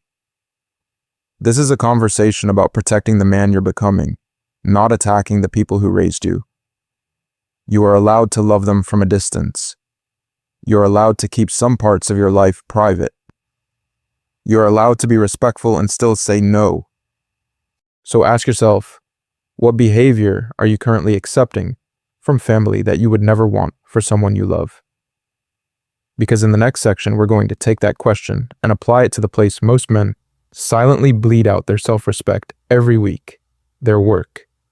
Work is where a lot of men quietly trade their self-respect for a paycheck and a pat on the head. You tell yourself it's responsibility. You tell yourself it's discipline. But if we're going to have an honest conversation, we have to call it what it often is: fear of saying no. Let's start at the very beginning. Picture the overworker. Maybe this is you right now. You're the one who stays late just to finish a few things. You answer emails at midnight. You take on the project no one else wants, the extra client, the weekend shift. You never push back. You nod, you say, "Yeah, I can take that too," while a quiet resentment builds in your chest like pressure in a boiler. You start to resent your boss. You start to resent your coworkers. You start to resent the company. But underneath all of that, if you're honest, you resent yourself. Because you know you trained them to treat you this way. Every time you said yes when you want to say no, you sent a clear message. My time has less value than yours. Here's the critical thing. When you do not respect your own time, you train your workplace not to respect it either. Most men get this completely wrong. They think real confidence is proving they can suffer more, grind longer, carry everyone else's workload on their back. But that is not confidence. That is self-abandonment dressed up as work ethic. Workplace studies are very clear on this. Employees who set and assert healthy boundaries report less burnout, lower stress, and higher long-term performance. The people who last are not the ones sprinting until they collapse. They are the ones who know their limits, communicate them, and protect their energy so they can still think clearly 5 years from now. So what does self-respect look like at work in real, practical terms? It looks like calmly stating your limits instead of apologizing for having them. I'm at capacity with A and B. If this new task is a priority, which project should we deprioritize? It looks like suggesting alternatives instead of silently absorbing more. I can't do this by Friday alone, but if we bring in Mark or move the deadline, I can deliver something solid. It looks like documenting your workload instead of just swallowing it. Keeping a simple record of projects, deadlines, hours, not as a weapon, but as clarity. So when someone tries to add a fifth urgent task, you can calmly lay out what's already on your plate. No drama, no anger, just facts that reflect your genuine worth. Because this is a conversation about your role, you are not there to prove you can handle endless pressure. You are there to do your job well, sustainably, in a way that protects your long-term health, your relationships, your mind. Real confidence is being willing to disappoint people at work before you destroy yourself for them. So ask yourself, if you treated your work boundaries like something sacred, how different would your life feel 12 months from now? Because in the next section, we're going to take that same standard and apply it to the place men leak the most energy of all, their own minds. So now we take it deeper, because this is not just about work. This is a conversation about how you live your entire life, in every arena, with every person, with yourself. Let's start at the very beginning. There is one pattern that keeps showing up when men have low self-respect. You beg. You beg for love from a woman who is half in, half out. You beg for attention from friends who only remember you when they are bored. You beg for understanding from family who refuse to see you as an adult. You beg for recognition from a job that would replace you in a week. Different faces, same posture. You on your knees, energetically. explaining, convincing, overgiving, accepting crumbs and calling it care. Psychology research is clear. When your sense of worth is low, you tolerate more jealousy, more disrespect, more control, more chaos. You tell yourself it is normal. It is not normal. It is familiar. Here's the critical thing most men get completely wrong. You do not negotiate for the bare minimum. You do not chase basic effort. You do not campaign for someone to treat you like you matter. Real confidence is not standing there with a speech about your value. Real confidence is quietly replacing any situation that repeatedly drains your energy, your time, your peace. Replace, don't beg, does not always mean cut people off. Sometimes it means replacing the old dynamic with new boundaries. You still speak to your family, but you replace the pattern of explaining yourself with a calm, "I'm not discussing that," and you end the call. You still see your friends, but you replace last-minute chaos with, "If you cancel twice, I stop scheduling." You still stay at your job, for now, but you replace silent resentment with a clear, "This is what I can take on," while you build an exit plan. In dating, you replace double texting and over-explaining with mirrored effort. She takes a day to reply, you take a day to reply. She keeps canceling, you stop inviting. You take that spare evening and put it into the gym, your craft, your sleep. In friendships, you replace being the 24/7 therapist with hobbies, communities, and men who check on you too. You join a running club, a martial arts gym, a study group, and suddenly you are not begging one person to be your entire emotional world. Pattern interrupt. Maybe the problem is not that nobody chooses you. Maybe the problem is that you refuse to choose differently. At work, you replace being the dumping ground with two moves: clear limits now and a job search quietly running in the background. Updated resume, weekly applications. One conversation at a time that says, "I know my worth," through action, not speeches. So here's your challenge. Where in your life are you chasing what you could simply replace with a better option or a better boundary? In the next section, we're going to bring this all the way inside, to the way you talk to yourself when nobody is watching. To the way you talk to yourself when nobody is watching. Let's start at the very beginning of that. Because for a lot of men, the way you talk to yourself changed on the day you got humiliated, the day you were ghosted after overgiving, the day you found out she was cheating, the day you were publicly disrespected, the night you were on your knees begging someone not to leave while a part of you watched from the outside and thought, "What am I doing?" You remember the details too well. The last text you sent that she never answered.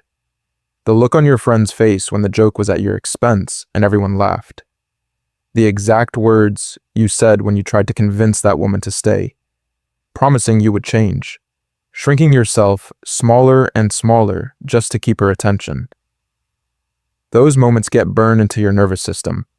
They replay at 2 a.m. like a cruel highlight reel. You cringe at how you acted. You rehearse better lines in your head. You wonder if you will ever see yourself the same way again. This is a conversation about shame, not theory. Psychology research tells us that low self-esteem makes us tolerate more disrespect, more jealousy, more controlling behavior. But you do not need a study to know what it feels like to look in the mirror and not fully respect the man staring back. Here's the critical thing most men get completely wrong. They think these humiliations define their worth. They do not. They reveal where your self-respect was too weak to protect you. Real confidence is not proven in the moments you win. It is exposed in the moments you fold. When you begged, when you chased, when you accepted crumbs of love and attention, that was not proof that you are pathetic. That was proof that your boundaries were missing. So instead of hating yourself for those memories, we're going to have an honest conversation about using them. This is your rock bottom. This is the line in the sand. The moment you say, "Never again will I beg someone to see my value. Never again will I explain why I deserve basic respect. Never again will I trade my dignity for a little bit of company." Rock bottom is not the end of your story. It is the moment the story finally becomes real. From here, rebuilding self-respect will not be a motivational speech. It will be daily practices, tiny behaviors, calm boundaries in dating, in friendships, in family, in work. Acting with self-respect before you feel it, because behavior can slowly retrain belief. In the next sections, we're going to break down exactly what that looks like, day by ordinary day, and the part almost no one warns you about when you start to rise. Behavior comes first, feeling comes later. If you wait to feel like a high-value man before you act like one, you will wait for years. You cannot think your way into self-respect while your daily behavior keeps proving to your nervous system that you are willing to accept crumbs. Let's start at the very beginning. Cognitive behavioral therapy has a simple, brutal insight. Your actions train your brain, not the other way around. You don't sit there trying to believe you're confident and then magically start acting strong. You act in alignment with confidence while you still feel shaky, doubtful, unworthy. And over time, your emotions slowly recalibrate to match your behavior. Here's the critical thing most men get completely wrong. They wait for the feeling. When I finally feel confident, then I'll say no. When I finally feel over her, then I'll stop checking her profile. When I finally feel strong, then I'll set a boundary. That is backwards. That is how you stay stuck. Real confidence is built in the exact moments you do not feel confident, but you still choose the behavior that protects your value. So what does this look like in real life?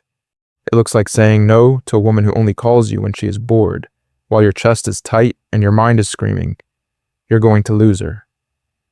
It looks like walking away from someone you still miss, closing the chat, not sending that last paragraph, even as your body feels like it is in withdrawal. It looks like setting a boundary at work, telling your boss you cannot stay late again this week, with a voice that is not perfectly steady yet, but you say it anyway. Those early decisions often feel wrong.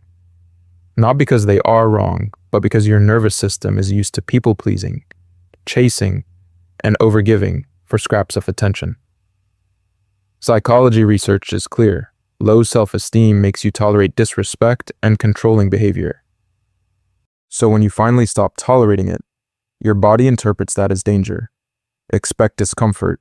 Expect anxiety. Expect your brain to offer you every excuse to go back.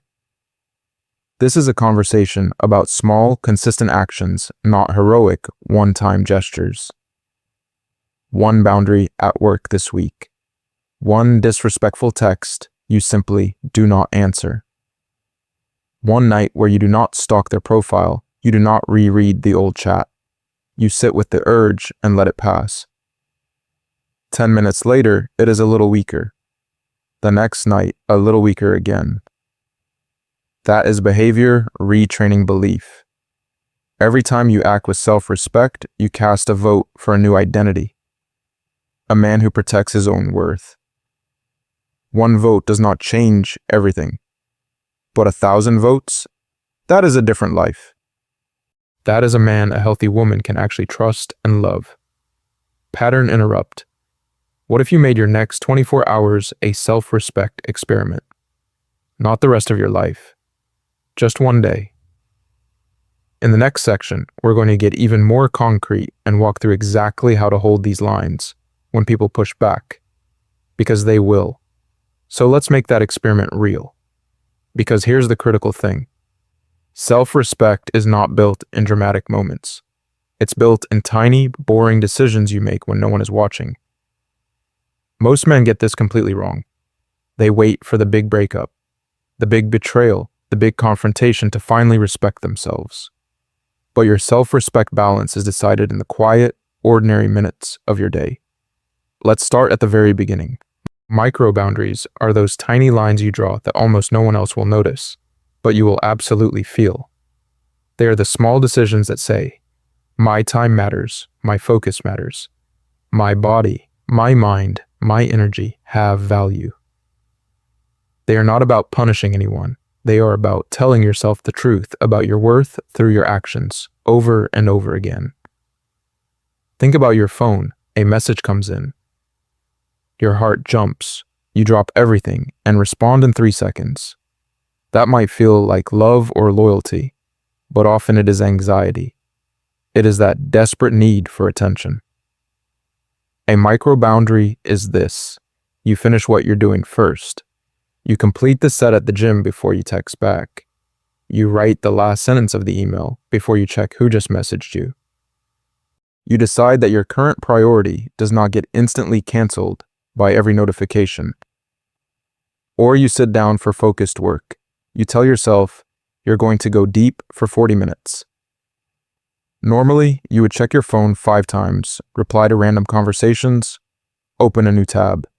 Instead, you put the phone in another room. You close the extra windows. You stay with the discomfort of focus. That tiny act is you saying, "My goals are not negotiable every 30 seconds."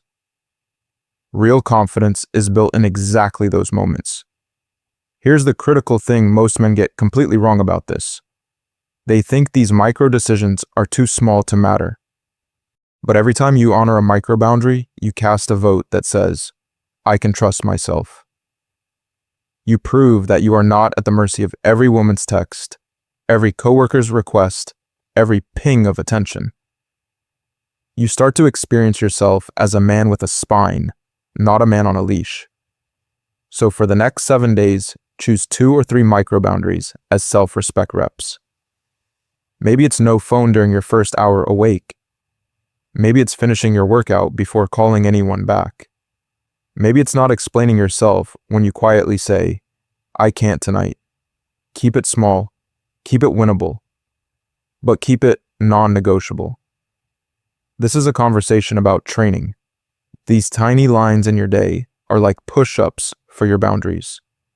You're preparing for the heavier weight, saying no to disrespect in love, holding your standards with family, protecting your time at work. When the bigger tests come, your nervous system will already know how to stand firm because you practiced on the small stuff. In the next section, we're going to talk about exactly what to do when people do not like these new lines, and how to hold steady without collapsing back into the old you. So if boundaries are the lines, your daily rituals are the ink. They're how you keep rewriting who you are to yourself. And here's the critical thing. The first and last hour of your day are not random. They are the 2 moments when your nervous system is most impressionable, when you quietly decide, do I belong to myself today or to everyone else's demands? Most men get this completely wrong. They roll over, grab the phone, and mainline other people's lives before they've even taken a breath for their own. Notifications, messages, her profile, work emails. From second 1, your mind learns a dangerous lesson. My value comes from what's out there, not what's in here. That is how we start the day, already chasing, already behind, already needy for attention. Let's start at the very beginning of your day and rebuild it. Imagine this. You wake up, and for the first 30 minutes, no phone, no scrolling, no checking if she texted back.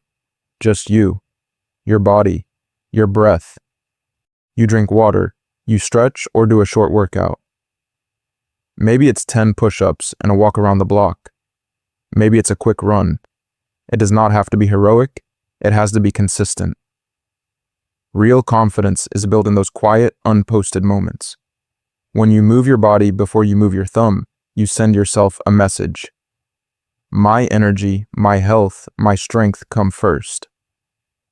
Then you sit down for 60 seconds and write one intention. Today, I will respect myself by, and you finish the sentence, by not double texting, by leaving work on time, by speaking calmly instead of exploding. One line, one promise. One act of genuine self-respect pre-decided before the world starts pulling at you. At night, we close the loop. This is a conversation about how you talk to yourself when no one is watching. Before you touch your phone, you ask 3 simple questions. First, where did I hold a boundary today? Maybe you said no to a last-minute favor. Maybe you stopped replying to a woman who kept canceling. You name it, because your brain needs to see evidence that you are changing. Second, what's one moment I wish I handled differently? Not to beat yourself up, but to learn. Maybe you chased. Maybe you over-explained. Maybe you stayed on the call too long when her energy was flat. You observe it with honesty, not shame. Third, what is one thing I'm proud of today? It can be small. You went to the gym. You cooked instead of ordering junk. You ended a conversation that was draining your time and worth. These are not productivity hacks. This is not about squeezing more output from your day. This is about building a relationship with yourself the same way you would with a woman you love. Presence in the morning, reflection at night, steady attention in between. When you do this for weeks, then months, something quiet and powerful happens. Your baseline changes. You become calmer, less reactive, less desperate for crumbs of attention. You stop needing every interaction to prove your value because you've already seen it on paper, in sweat, and small decisions. And in the next section, we're going to deal with what happens when people around you start feeling that shift and try to pull you back into the old version of you who didn't yet know his own worth. And when you become calmer and less reactive, something else shows up. Your old wounds start screaming. This is a conversation about triggers, about the moments where your reaction is way bigger than what just happened in front of you. A simple delayed text feels like betrayal. A canceled plan feels like abandonment. A quiet room feels like proof that you're invisible. That's not just about this woman or this friend or this situation. That's about every moment in your past where you felt rejected, ignored, or not chosen. Let's start at the very beginning of what a trigger really is. A trigger is not the event. It is the meaning your nervous system attaches to the event. She takes 3 hours to reply. The fact is, 3 hours passed. The trigger is a story. I'm not important. I'm about to be left. I'm not worth love. That's why it feels so intense. You're not just reacting to a message. You're reacting to every time you felt like you did not matter. Here's the critical thing.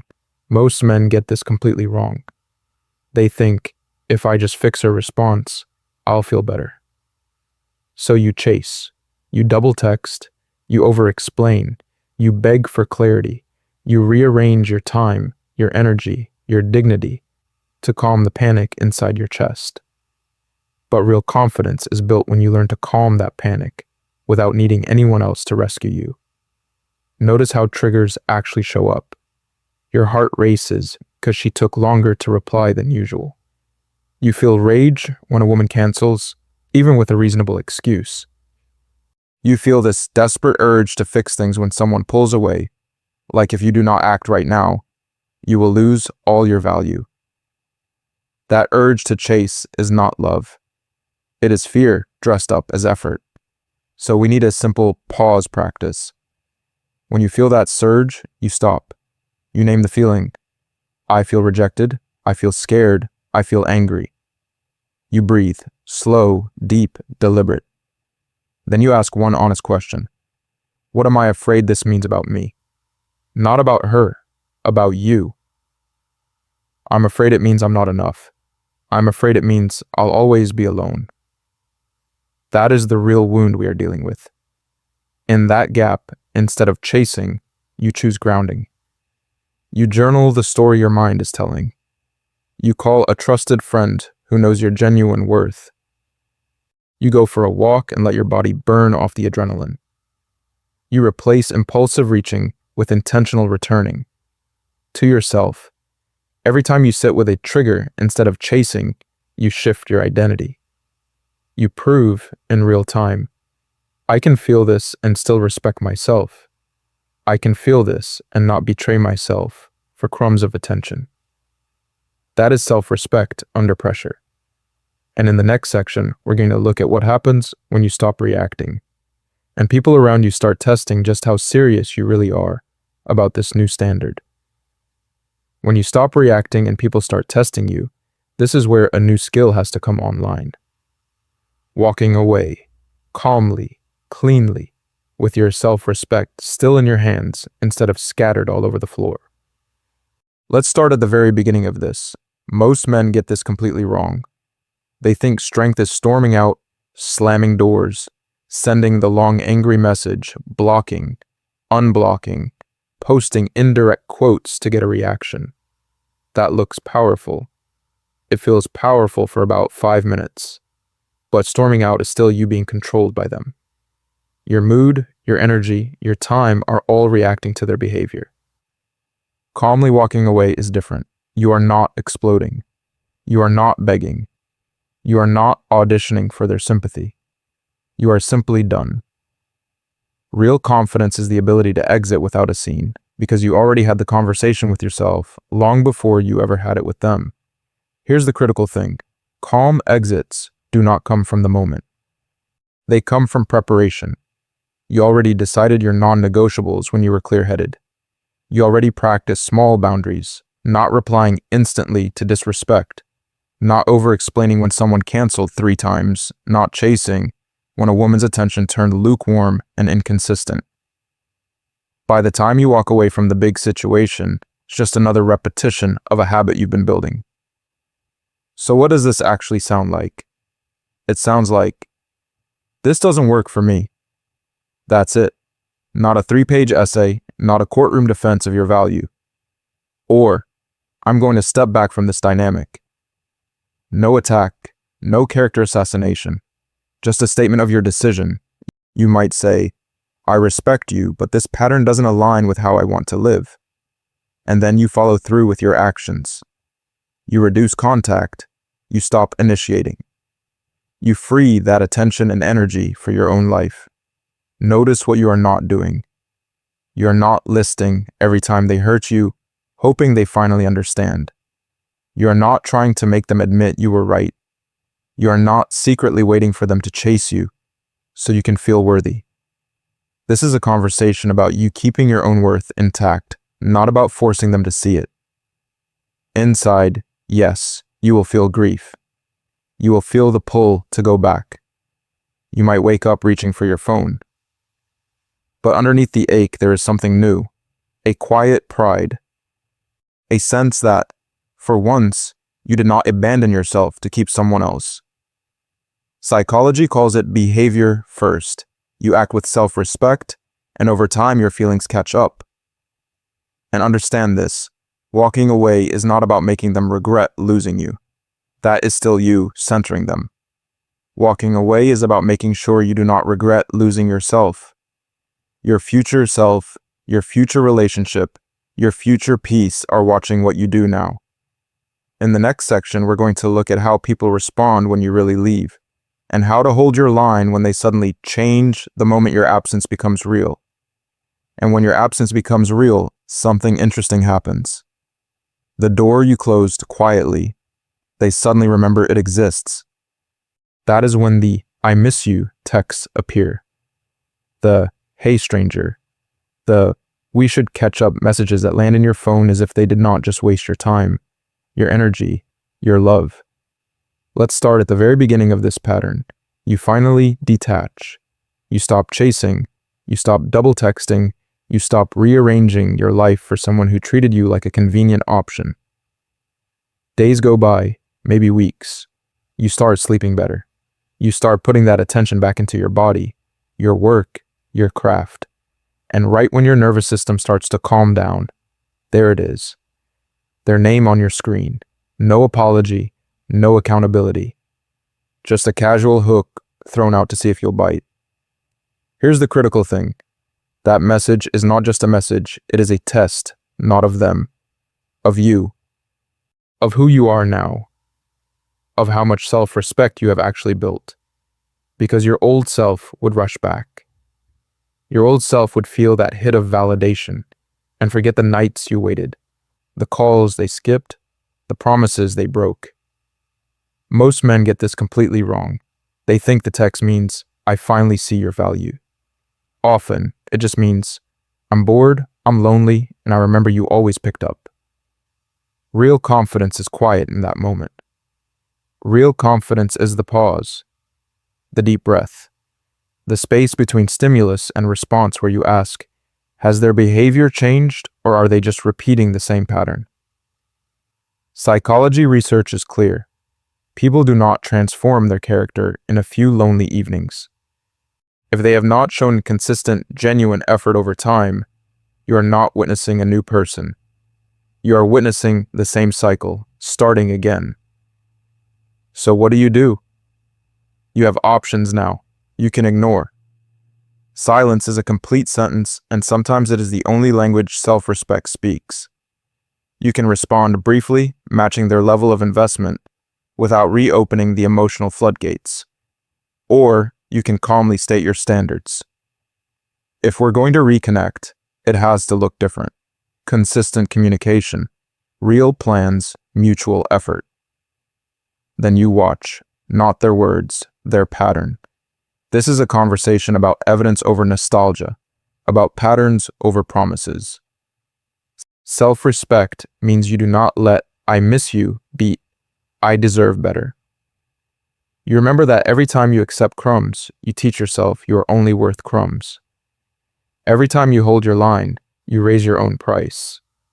So ask yourself, if you truly respected yourself, what would you do the next time someone who wasted your time suddenly reappears? In the next section, we're going to turn that question into a concrete, daily standard you can live by, so your future does not look like your past, with a different name. So your future does not look like your past, with a different name. But here's the critical thing most men get completely wrong. When you finally hold that standard, it can feel like you just pressed the lonely button on your life. People fall away. Your phone goes quiet. Friday night comes, and it's you, your thoughts, and a silence you are not used to. We're going to have an honest conversation about that silence.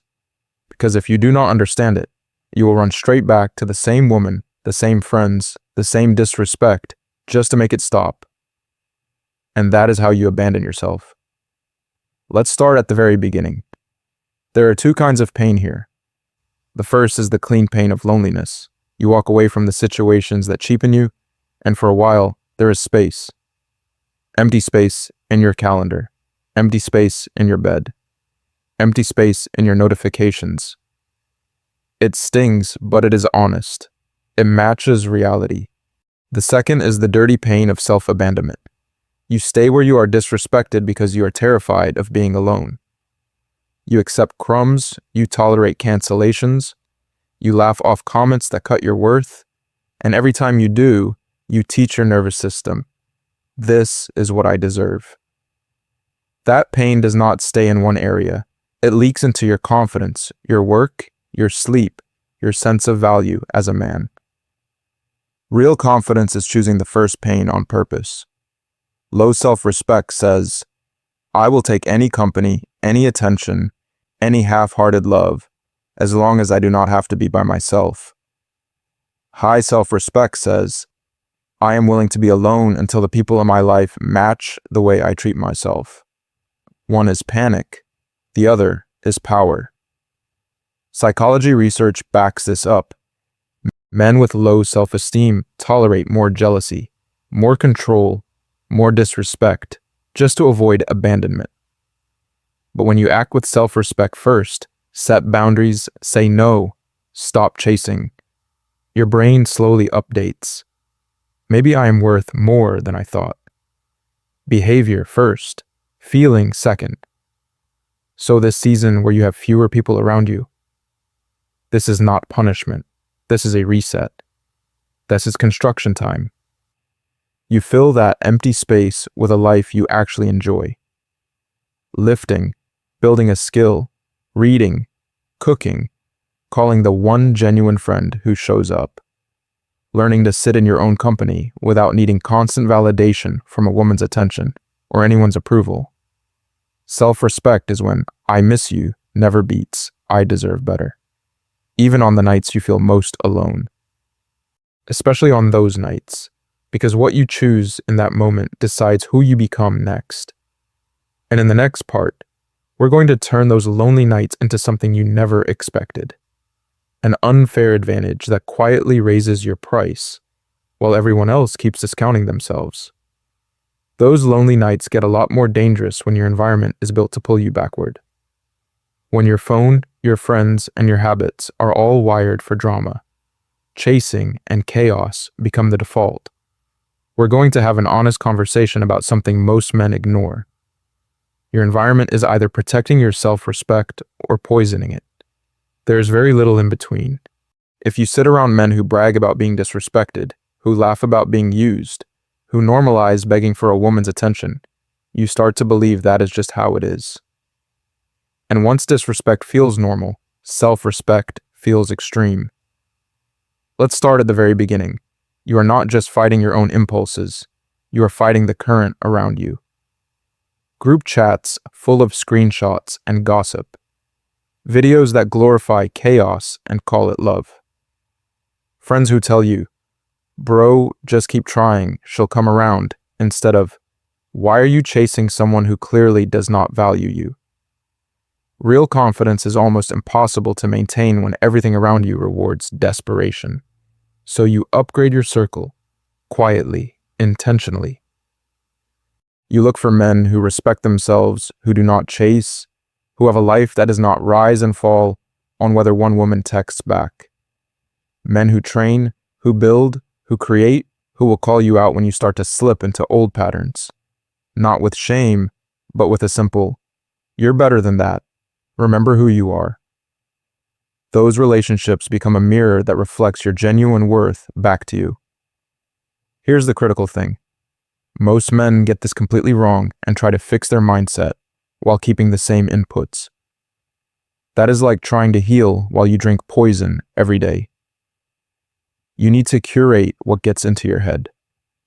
Unfollow accounts that trigger comparison, obsession, or that subtle feeling of, I'm behind, I'm not enough, I have to catch up. Follow voices that talk about standards, discipline, craft, faith, growth. The more your daily feed respects you, the easier it becomes to respect yourself. Pattern interrupt.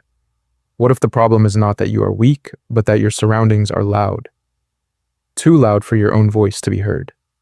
Places matter too. The gym where you see progress in the mirror. A class where your mind is challenged. A studio, a workshop. A quiet corner where you write, design, build. Environments where your time and energy turn into visible improvement. Those places remind you, I can change things. I am not stuck. That feeling makes chasing anyone less tempting because you already feel competent and grounded. This is a conversation about allies, not excuses. Environment is not everything. You still have to choose. But when you are becoming a man who does not chase, but replaces, a strong environment holds the line with you. In the next part, we'll take this even deeper and turn your daily habits into a personal training ground where self-respect becomes automatic, not forced. Environment holds the line, but identity decides the battle. Because here's the critical thing. As long as you secretly see yourself as the guy who gets chosen last, you will keep behaving like the guy who gets chosen last. Different woman, different city, same story.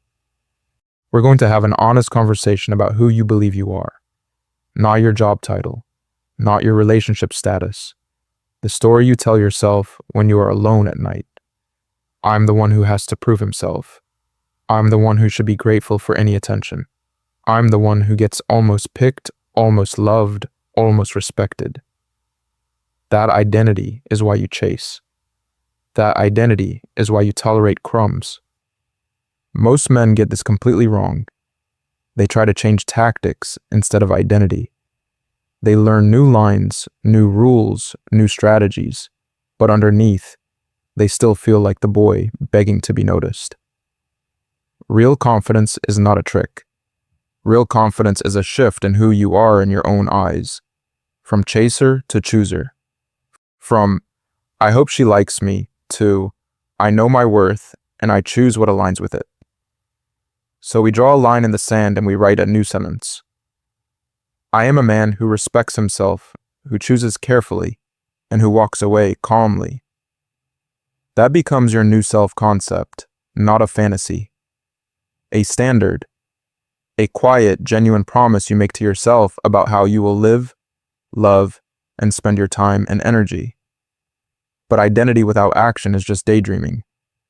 Your new identity has to be backed by daily choices. You say, I am a man with boundaries, and then you stop answering midnight texts from the woman who only calls when she is bored. You say, I am a man with standards, and then you stop explaining why you deserve basic respect. You say, I am a man who replaces, not chases. And then you actually replace. You replace overthinking with reading, scrolling with training, begging for attention with building your craft. This is where psychology and practice meet. Behavior first, feelings follow. You act with self-respect before you fully feel it, and your nervous system slowly catches up. Each time you keep a boundary, your brain learns, this is who we are now. Each time you walk away calmly, instead of arguing for your worth, that new identity gets stronger. So I want you to visualize him, the future version of you who lives this way naturally. He wakes up grounded. He works on his mission. He laughs with friends who respect him. When a woman is inconsistent, he notices, he adjusts, he moves on. No drama, no chasing, just alignment. And then you ask every day in real situations, what would he do in my situation today? Not tomorrow. Today. With this text, with this invitation, with this disrespect. Because this is a rite of passage. This is a conversation about moving from boy psychology to man psychology. Boy psychology chases approval. Man psychology chooses alignment. The boy says, please pick me.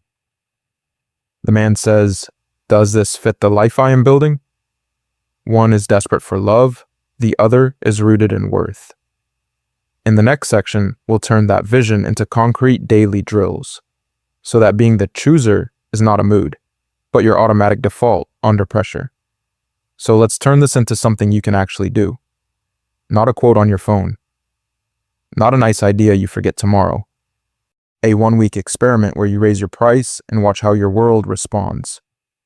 For the next 7 days, you're going to run a self-respect audit. Simple, clear, relentless. We're going to have an honest conversation between you and you about where you're still chasing and where you're finally replacing. This is not about perfection. This is about awareness plus action, repeated daily until it becomes your new normal. Here's the critical thing. Most men get this completely wrong because they try to feel confident before they act confident. But real confidence is built the opposite way. You act with self-respect first. The feelings catch up later. That's not pop psychology.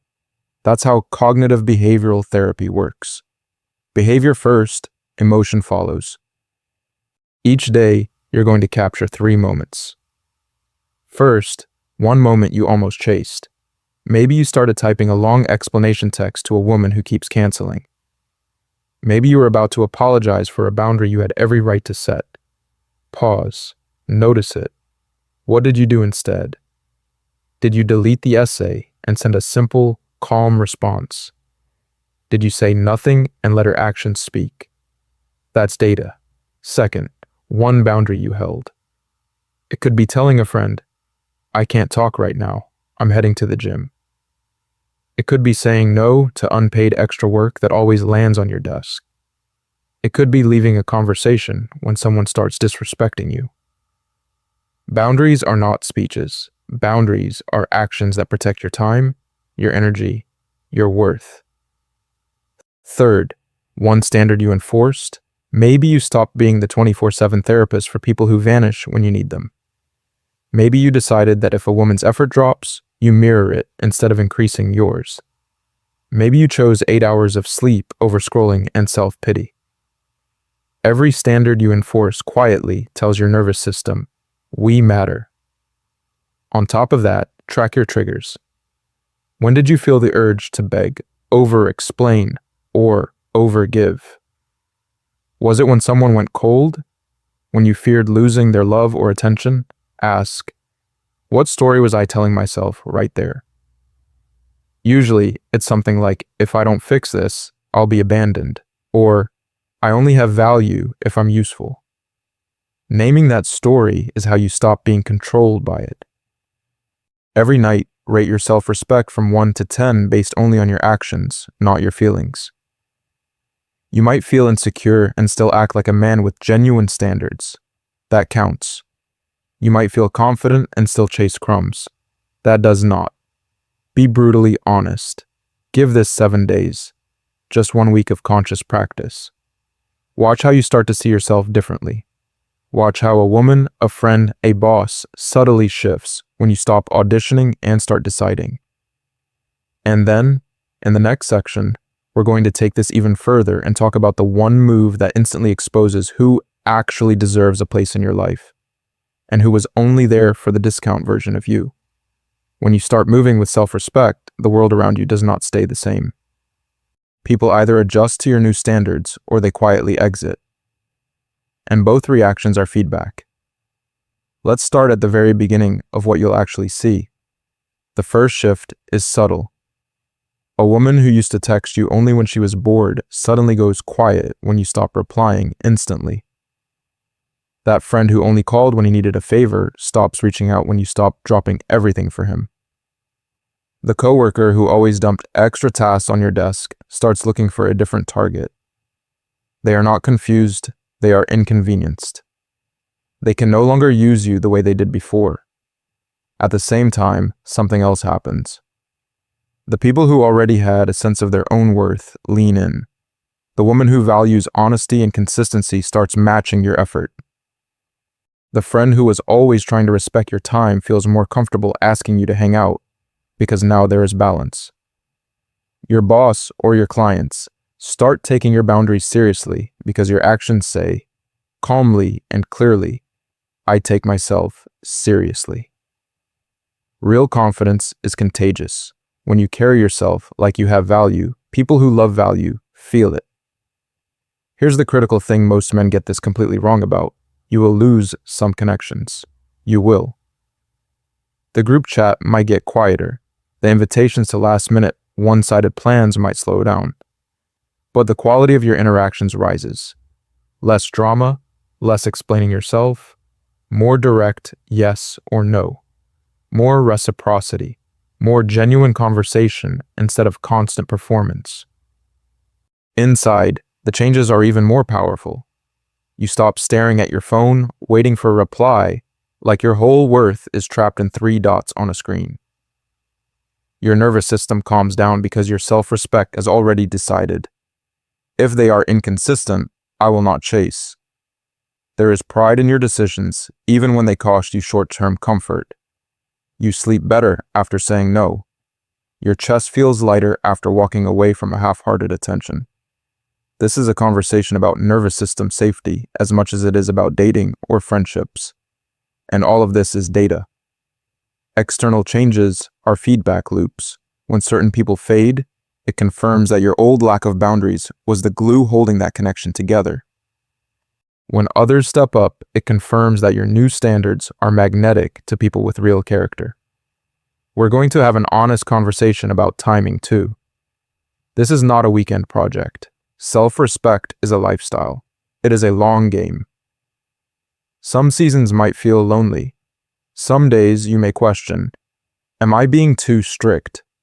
But if you stay the course, your reality reshapes around your standards. In the next section, we're going to break down exactly how to handle that in-between phase, the quiet gap between losing the wrong people and attracting the right ones, without collapsing back into your old, underpriced version. That in-between phase is where most men quit on themselves. The old life is gone, the new life is not here yet, and the temptation is to drop your standards just to feel wanted again.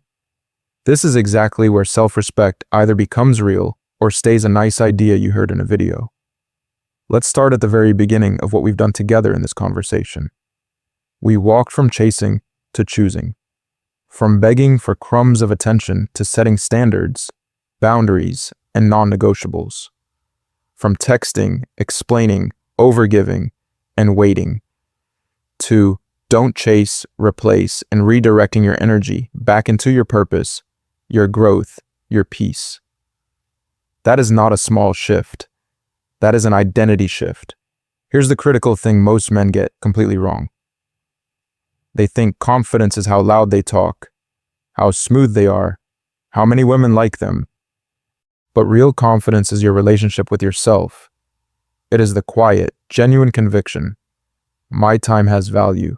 My love has worth. My attention is not free. Self-respect is the root of that. It is the decision that you will not betray yourself for temporary closeness, for fake approval, or for access to someone who does not truly choose you. So from now on, this is simple. Self-respect is the root. Confidence is the relationship you build with yourself on top of that root. And don't chase, replace is the rule that protects both. When a woman, a friend, a family member, or a boss shows you consistent disinterest, disrespect, or bare minimum effort, you stop campaigning for better treatment, and you start replacing where you invest your energy, your time, your heart. To make this real, choose one area first, not all four. 1. Dating, friendships, family, or work. Where is your self-respect currently on sale?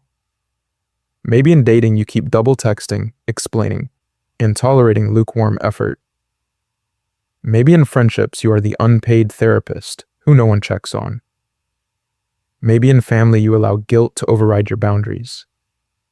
Maybe at work you say yes until you are burned out and resentful. Pick the one that hurts the most, and that is where you start. And understand this. You will slip. You will chase again. You will over-explain again. You will stay on the phone too long with someone who is clearly done. That does not mean you failed. It means you are human, rewiring years of habits. The goal is not perfection.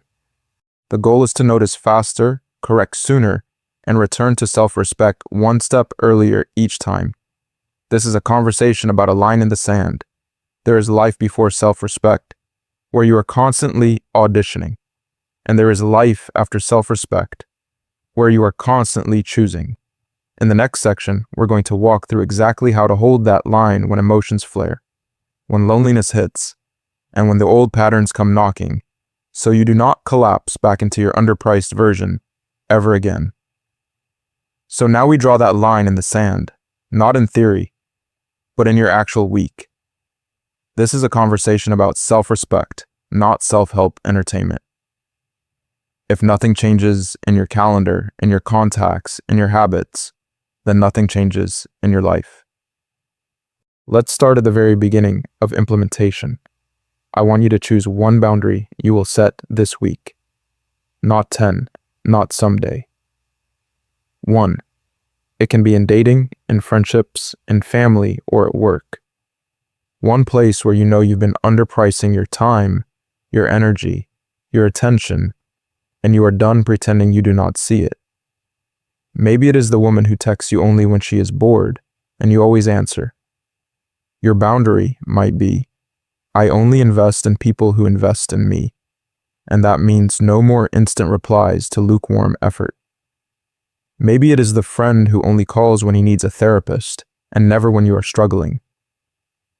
Your boundary might be, I am not available 24/7 for people who vanish when I need them. Here's the critical thing.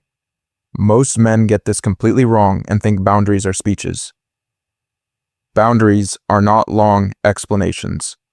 Boundaries are calm actions. You do not need a dramatic confrontation. You need different behavior. Real confidence is when your calendar reflects your worth more than your words do. Now the second part. This week, I want you to pick one situation where you will stop chasing and instead replace. One person, one habit, or one environment that has been draining you. You stop begging for crumbs and you replace it with something that builds you. You stop chasing the flaky woman, and you replace that time with the gym or your craft. You stop scrolling late at night for validation, and you replace it with reading, learning, or actually sleeping. Psychology research is clear. People with clear boundaries report higher life satisfaction and lower stress. Cognitive behavioral therapy teaches us that when you act with self-respect first, your feelings of worth rise later. So this is not just motivational talk. This is how your nervous system learns that you are safe with you. Comment your one boundary and your one replacement decision. Write it down publicly. That accountability matters. You might be the sentence that gives another man permission to finally walk away from disrespect. If you want a deeper series on this, boundaries, standards, how to walk away calmly instead of collapsing, subscribe. Because we are going to have an honest conversation about becoming a man who does not chase, he chooses. And understand this: one decision repeated consistently can bend your entire life trajectory. You will look back and see a before and after that started with a single boundary and a single replacement. In the next section, we're going to take this further, and I'll show you exactly what to do when that boundary is tested, when they push back, when your own fear starts whispering that you should go back. And that's where most men either rise or break. And this is where everything either changes or nothing does. From this point forward, you do not argue for your worth. You do not explain why you deserve basic respect. You do not beg to be chosen. That version of you has done enough. He's exhausted. He's carried you as far as he can. You thank him for surviving, and you retire him tonight. We're going to have an honest conversation in these last minutes. Self-respect is not a mood. It's not something you feel only when life is going well and people are treating you perfectly. Self-respect is a daily choice. In every text you send, in every yes you give, in every no you're afraid to say, in every moment you either stay in chaos or quietly walk away. Here's the critical thing most men get completely wrong. They think self-respect is an idea. It's not. It's a behavior. Psychology and cognitive behavioral therapy have shown this for years. You act with respect first, and your feelings catch up later. You send one less paragraph explaining yourself. You don't chase one more lukewarm woman. You stop justifying why you're worth a callback, a real date, a genuine effort. Real confidence is not you proving that you're valuable. Real confidence is you knowing you're valuable and letting your actions match that truth. You don't chase, you replace. You replace desperation with standards. You replace begging with boundaries. You replace chaos with calm. You stop trying to convince people to see your worth, and you start living in a way that assumes it. Imagine a man who quietly raises his price. He doesn't make speeches. He doesn't post long messages about how he's done with drama. He simply stops giving his time, attention, and energy to anyone who treats them like they're cheap. He lets the wrong woman, the selfish friend, the disrespectful boss disqualify themselves. No anger, no scenes. Just calm, consistent standards. This is a conversation about identity now. You're not the man waiting in the hallway, begging to be let back into rooms that already showed you the exit. You're the man building new rooms, new friendships, new goals, new love with whole people who can actually meet you where you are. Pattern interrupt next time you feel the urge to chase, to double text, to over-explain. Stop. Breathe. Ask yourself one question. If I respected myself fully, what would I do right now? And then do that. Not what your fear wants, not what your loneliness wants, what your self-respect would choose. That is your new rule. That is your new life. Never argue for your worth again.